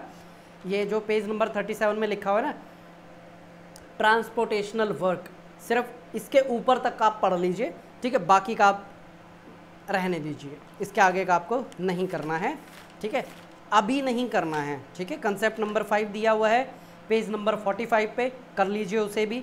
इसकी बस स्टेटमेंट देख लीजिए, बाकी मैं सारी चीज़ें आपको करवा चुका हूँ बहुत ही सिंपल लैंग्वेज में। कंसेप्ट नंबर 6 पेज नंबर 49 पे है, कंसेप्ट नंबर 7 51 पे है आपका। और ये जो आपको मैंने कंपाउंड लैंडस्केप, पॉलीसाइक्लिक, ये सारी चीज़ें मैं आपको करवा चुका हूँ। कंसेप्ट नंबर 7 के तहत यहाँ पे आपको लिखा हुआ मिलेगा कॉम्प्लेक्सिटी ऑफ जियोमॉर्फो, ठीक है, देख लीजिए आप इसको एक बार, मोनोसाइक्लिक। उसके बाद आइए आप कंसेप्ट नंबर 8 के ऊपर, ठीक है, कंसेप्ट नंबर 8 ये पढ़ना है आपको पूरा। पेज नंबर 55 पे ही आपका लिखा हुआ मिलेगा आपको कंसेप्ट नंबर 9, पेज नंबर 55 पे कंसेप्ट नंबर 9 है आपका। हाँ, 1 घंटे 40 मिनट का लेक्चर हो गया है बस। यहाँ पे आपका जो लेक्चर नंबर ये जो आपका मैं अभी जो कंटिन्यू कर रहा हूँ ये भी आपका कंप्लीट होता है। यहाँ पे अब मार्किंग आपको करवा दी गई है। देखिए मेरी तरफ से मेहनत ये आपको समझाने की, अटैचमेंट करने की। अब आपकी तरफ से मेहनत पता है क्या है, इस किताब को कम से कम 2 बार पढ़ने की, ठीक है। नोट्स मैं आपको डिक्टेट नहीं करवा पाऊँगा अभी, ठीक है, मेरी भी कुछ लिमिटेशंस हैं, मुझे ये पूरा सम अप करना है, ठीक है। ऐसा नहीं कि जल्दबाजी में मैं इधर उधर का कंटेंट नहीं, पूरा डिटेल में करेंगे। जो कंसेप्ट हमने उठाया वो बिल्कुल सिंपल बेहतरीन तरीके से करेंगे। ये किताब पढ़ना अब आपकी जिम्मेदारी है, ठीक है। कोई सजेशन हो कि सर ये कुछ इस तरीके से और ऐड करें तो लेक्चर और अच्छा हो पाएगा, बेहतर हो पाएगा, ज़रूर बताइएगा, ठीक है। मैं उसे अपने लेक्चर्स में ज़रूर इंक्लूड करूँगा, क्योंकि देखिए मैं पहले पीपीटी से पढ़ा रहा था। पीपीटी में होता पता क्या है, जो पेन है ना उसके लिए बार बार यहाँ से पिक करो और फिर वो जगह भी छोटी पड़ती है। तो मैंने ये अपना सर्च किया, कुछ बेहतर मिल पाए आपको पढ़ाने का, तो मैंने ये पिक किया यहाँ पे, ठीक है। तो लेक्चर होता है यहाँ पे समाप्त, और आपको करना क्या है लेक्चर के समाप्ति के साथ ही रीड रिपीट रिवाइज, यहाँ से आप गांठ मार लीजिए, करना ही करना है। क्योंकि अगर जो बोलते हैं ना बैकलॉग होता गया, आज का बस लेक्चर देख लिया, पढ़ा नहीं किताब में से, क्योंकि बेटा अभी भी आपको 2 घंटे और पढ़ने हैं इस किताब में से, तब कहीं जाके आपकी कमांड बनेगी। अब देखिए आपके पास 120 दिन है प्रीलिम्स में, नियरली मैं मान के चलता हूँ 120 दिन है। अब इस 120 दिन में ना आपको मेरी तरफ से एक एक लेक्चर आपको दिए जा रहे हैं, और उसके ऊपर क्या कीजिए, अपना टाइम इन्वेस्ट कीजिए 2 से 2.5 घंटे।